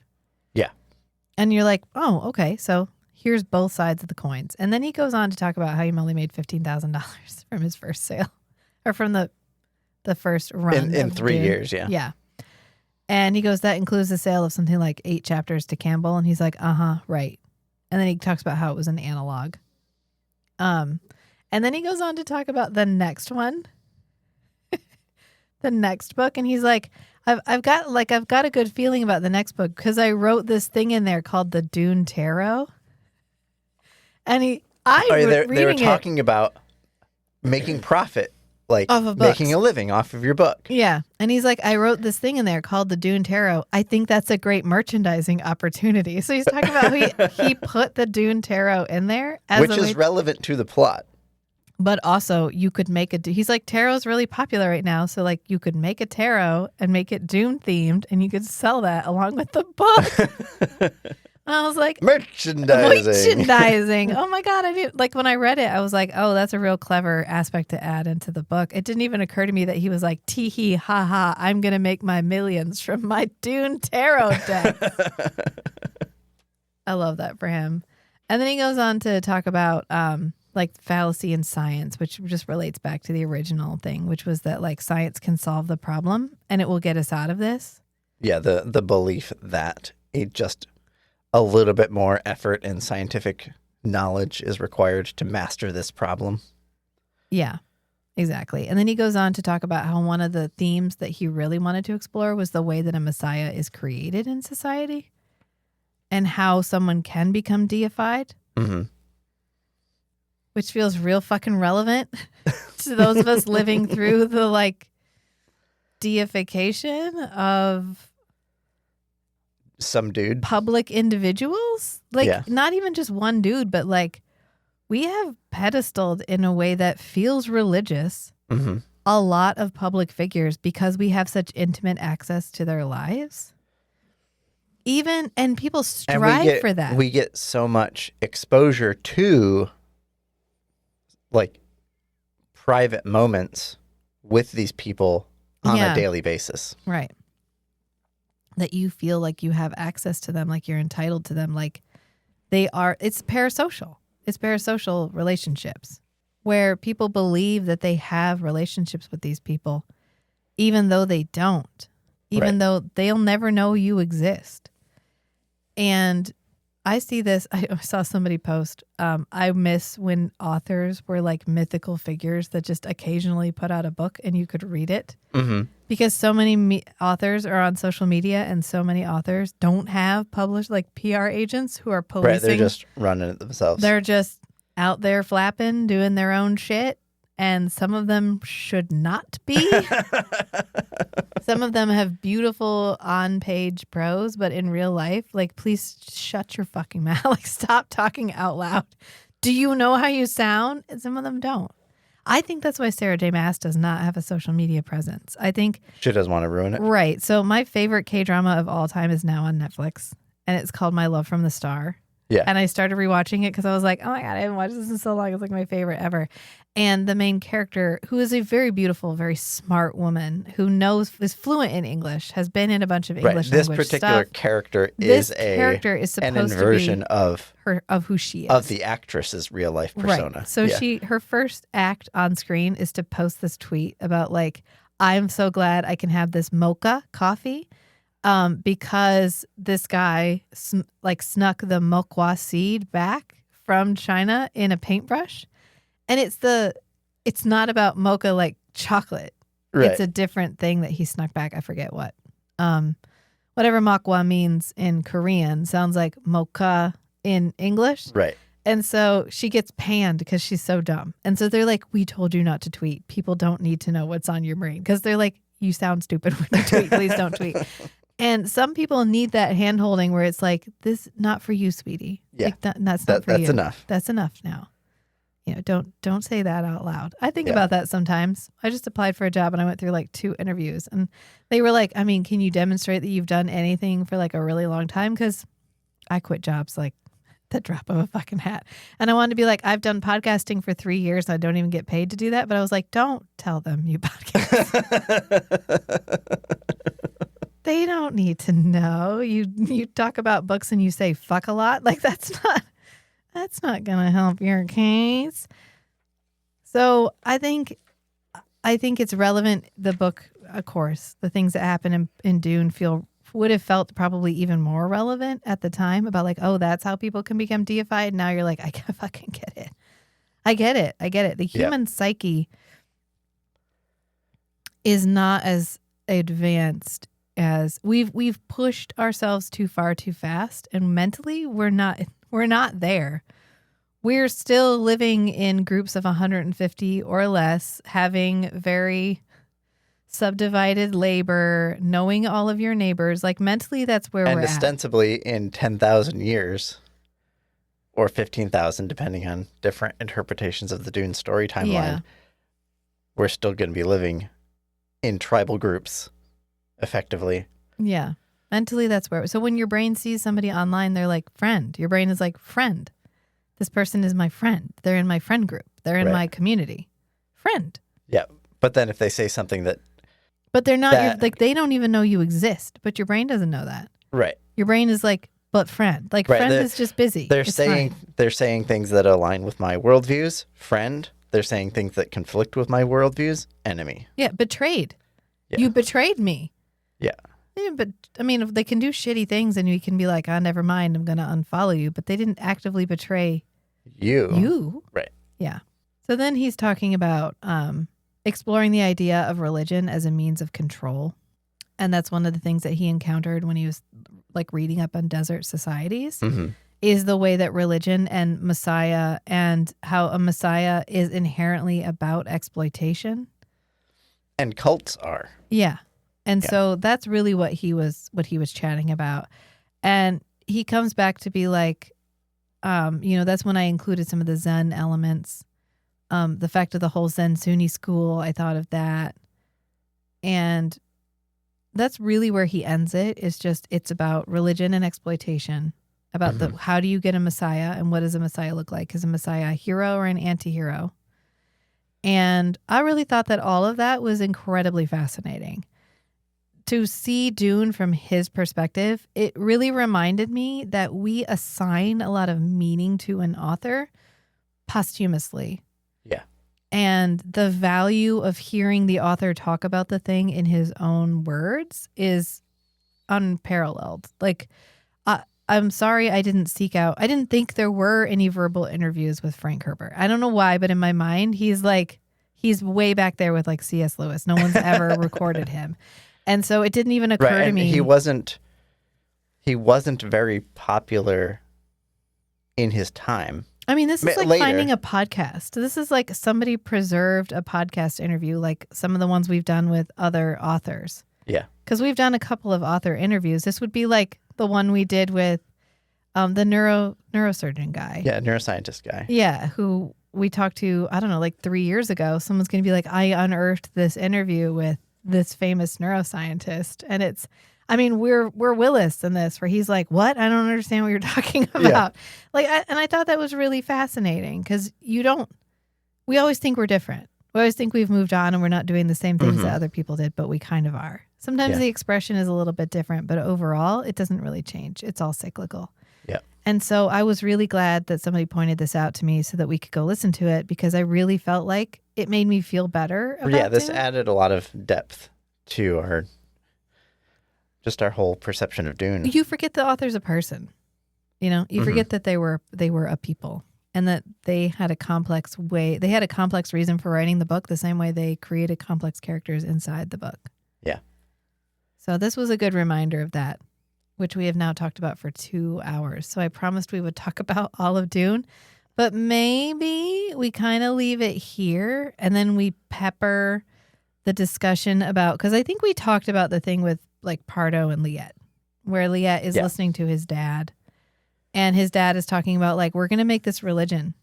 We're going to make it, the only way we can get them to keep doing this for hundreds of years is if we wrap it all up in a religious package and force feed it to them that way. Yeah. And that's how we keep them doing what we want them to do in perpetuity. Yeah. Rebrand, revival. Yeah. Yeah. We're going to have a revival. We're going to get everybody back on board, and we are going to make it. We're going to intertwine the whole ecological narrative with the religious narrative. Yeah. Like he keeps saying, when religion and politics ride in the same cart, all is possible. Yeah. So that's what Pardo's talking about. And then the only other scene besides the ending, which we discussed when we talked about High Camp, the only other scene that really to me felt differently this run through was the scene with the Baron where he's talking to Fenring. Mm-hmm. Because the surface level reasoning for everything that they do is that like Leto is really popular. He's a populist. He's a charismatic leader. Yeah. Who's popular with the rest of the Landsraad. So in such a way that he's competing with the Emperor. Right. In how much sway he has with the other leaders of the houses in the Landsraad. But also, he's trained up a group, his fighters, to be comparable to the Sardaukar, and the overwhelming capabilities of the Sardaukar under the control of the Emperor is one of the big levers that the Emperor has to balance himself against the Landsraad. And so he's losing on both of those like crucial factors of how he maintains his superiority, the superiority of House Carino. They're both being challenged by this upstart Duke. Yeah. Who's just going for like the most honorable life possible. Right. Which actually makes it worse. Right. Because he can't be bought. He's competing with the Emperor, and at the same time he's achieving that level of competition with the Emperor without undermining his moral principles. Yeah. Nor his ethical principles. I saw a lot of good discussion. I've been seeing a lot of good discussion about how the political coin in the near future, the thing that will be getting people elected is authenticity. Yes. Integrity. Integrity and authenticity. Like literally being what you say, doing what you say, and being who you say you are. Yeah. And Leto is who he says he is. And he does what he says he's going to do. And Yeah. I saw a lot of, they drew the parallel in the interview between the big beast, the black beast, the bull that kills his dad, Yeah. and how Dune is his bull. It's him being thrown in the arena and him getting killed the same way his dad does. Yeah. Just metaphorically. More metaphorically than directly. And I had never drawn that parallel before, so that was a good revelation from this. But it also highlights the fact that the Emperor did it as a way to rid himself of House Harkonnen, because I didn't pick up last time that House Harkonnen is like a new arrival on the scene. Right. He's They're not- not he's new part of the money. royal bloodline. Yeah, he's not new money or old money. He's new money. Yeah. And new may be relative. It's 10,000 years that we're working with. Right. But he's a new arrival. Like House Harkonnen is a new actor on the scene, and they're not complying with the understood rules of the Landsraad. Of the polite culture. It's kind of like showing up and realizing that half of the rules you thought were rules were actually just executive orders, and you could just not do that thing. Right. And that would be okay. And so that's where they are. And he's like, I got to get rid of them, or I have to at least get some leverage over them. Right. Legally, I don't actually have to do it this way. So I was impressed with myself in recognizing the political machinations in that scene. The only one that always gets me is when the Baron is like, well, maybe I'll turn Dune into a prison planet, like Seleucus. And then later they're like, no, why did you say an that? offhand comment by Thufir. Right. And then later they're like, oh my God, why did you say that? And he's like, I don't know. And they're like, where do you think he gets the Sardaukar from? And they're like, what? And I don't know why we are shocked about where the Sardaukar comes from. I think because the very first time I ever watched Dune. Oh, yeah. Ever. Was on the Sci-Fi Channel. I watched the extended version of the David Lynch Dune, and it includes this huge long thing at the beginning that's like, here's the Bene Gesserit, here's what they do, these are the Mentats, here's what they do, here's what the Butlerian Jihad did, and here's why we don't have any computers, and here's Seleucus Secundus, and that's the home of that's the Sardaukar planet. And I was like, oh, so the Sardaukar come from there. Oh, okay. Yeah. And then it's a big reveal in the book where they're like, oh no, where do they come from? And I was like, but we knew that. Like, and we already know that? No, we didn't already know that. No. Anyway, I'm happy we started here. I'm ready to really deep dive into the next 2 books and then do the final 3. Yeah. I think that Dune, for all of its length, is the most straightforward of all of the following books. Maybe not Dune Messiah. Dune Messiah is a Dune pivot Messiah. point. Yeah, and Brian says that it's, I guess in the foreword of Dune Messiah, he says, he repeats Frank's line that Dune Messiah is a bridge. Yeah. A bridge book between Dune and Children of Dune. He wanted to get to Children of Dune. He wanted to get to Leto, to the third Leto, 2.5-ish, however. And I've read Dune Messiah again, and I'm most of the way through Children of Dune because we got sick and I had nothing else to do, so I was just reading Dune. And we're gonna get there, but I want to put a pin in the fact that Leto is 8 in the entire book, and the choice to make him a literal child In Children of Dune? in Children of Dune. He's 8? He's 8. Physically, he's 8 Okay. for the whole book. And I just want to, I want to put a pin in that. I want to put a pin in that. Yeah. Because in Dune, Paul is between 15 and 17 Right. for the whole book. So the final showdown with Fade, he's 17. Right. He's already married. He's already had a kid. His kid's already died. He's lived a whole battle-hardened fucking life, and he's 7. He's not even 8. What I want to discuss the choice to make the characters so young. Yeah. To make them all so young. Alia marries Duncan at 15 because she's 15 when Paul walks off into the desert. So when she marries him, she's 15. Yeah. Yep. So we're going to put a pin in that because I want to talk about that. And so that's something for us all to think about when we're reading the next book is why choose to have the characters so young? Yeah, that's fair. Yeah. All right. Did you have one more scene? Just the ending. Just the ending? Yeah, because I realized reading the second book that it's literally like Paul and his mom get picked up by Stilgar. The funniest scene is where she bests Stilgar and he's like, yeah, I like how you tackled me. I mean, that was kind of hot. You want to do that again later? That was kind of hot. But like, we can't get married though.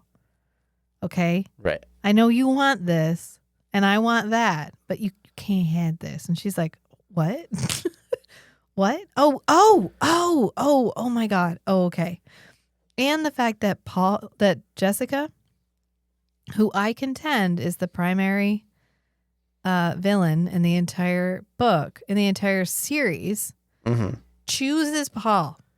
She chooses Paul.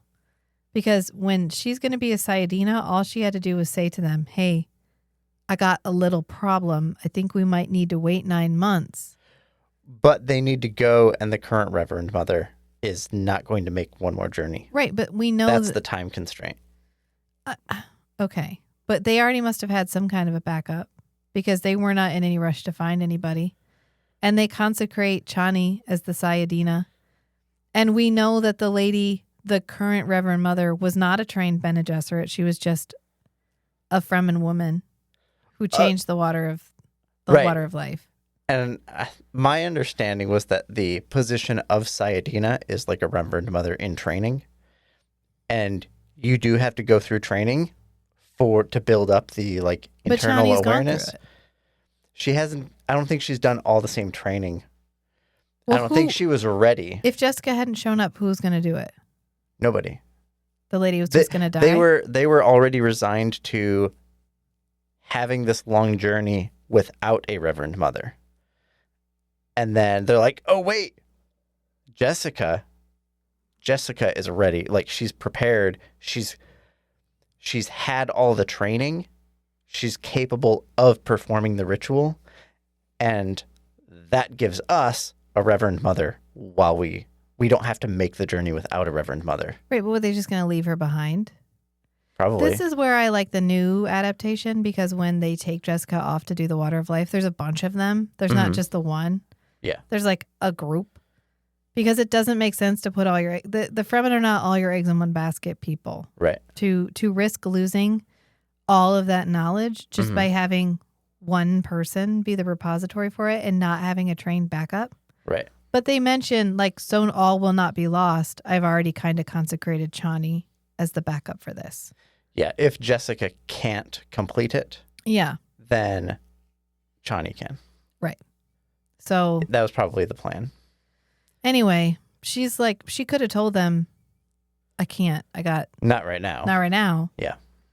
And so maybe you were already going to make the trip without a Reverend Mother. So like maybe we make it without the Reverend Mother anyway. I don't know what to tell you. Like, but I'm pregnant. She doesn't even bring it up. She's just like, well, right, because she's focused on arranging the success of Paul. And then she creates Alia. Yeah. She creates her own monster. Mm-hmm. And then she's like, well, fuck that noise. And then pulls a Victor. Leaves. Pulls a Victor Frankenstein. Yeah. And she's like, flees from her creation. Exactly. And then she's like, why did you turn out so gross? Well, and the saddest part is when we meet Alia and she's little. And there's a part where Hera comes in. And Hera's like, hey, she's being weird again, and it's making it weird for everybody. Can you do the thing where she's not weird? And Alia's like, I'm not weird. I'm just like, this is me. My mom made me like this. I don't have a choice. Mm-hmm. And while they're doing that, they literally sit and touch each other because when they touch each other, they can like commune with each other. Mm-hmm. He calls it a simpatico. Yeah. And then her mother is like, gross, and fucking leaves. All that. She had her mother. She had someone who she could fall back on. Mm-hmm. And who could protect her. And her mother was like, you're a little weird for gross. me. You gross. I think I'm going to go. So that's what I wrote in that part where I was like making notes in the margin. I was like, fucking Jessica. Anything for Paul. Oh, and they asked him in the interview, is there a little bit of like Oedipal connection between Paul and his mother? And he's like, yeah, absolutely. Which is weird because he also hits the incest really hard. Yeah. Like, oh, you know, we don't like anybody to know their ancestry because sometimes you got to fuck your sister. And we don't want you to know.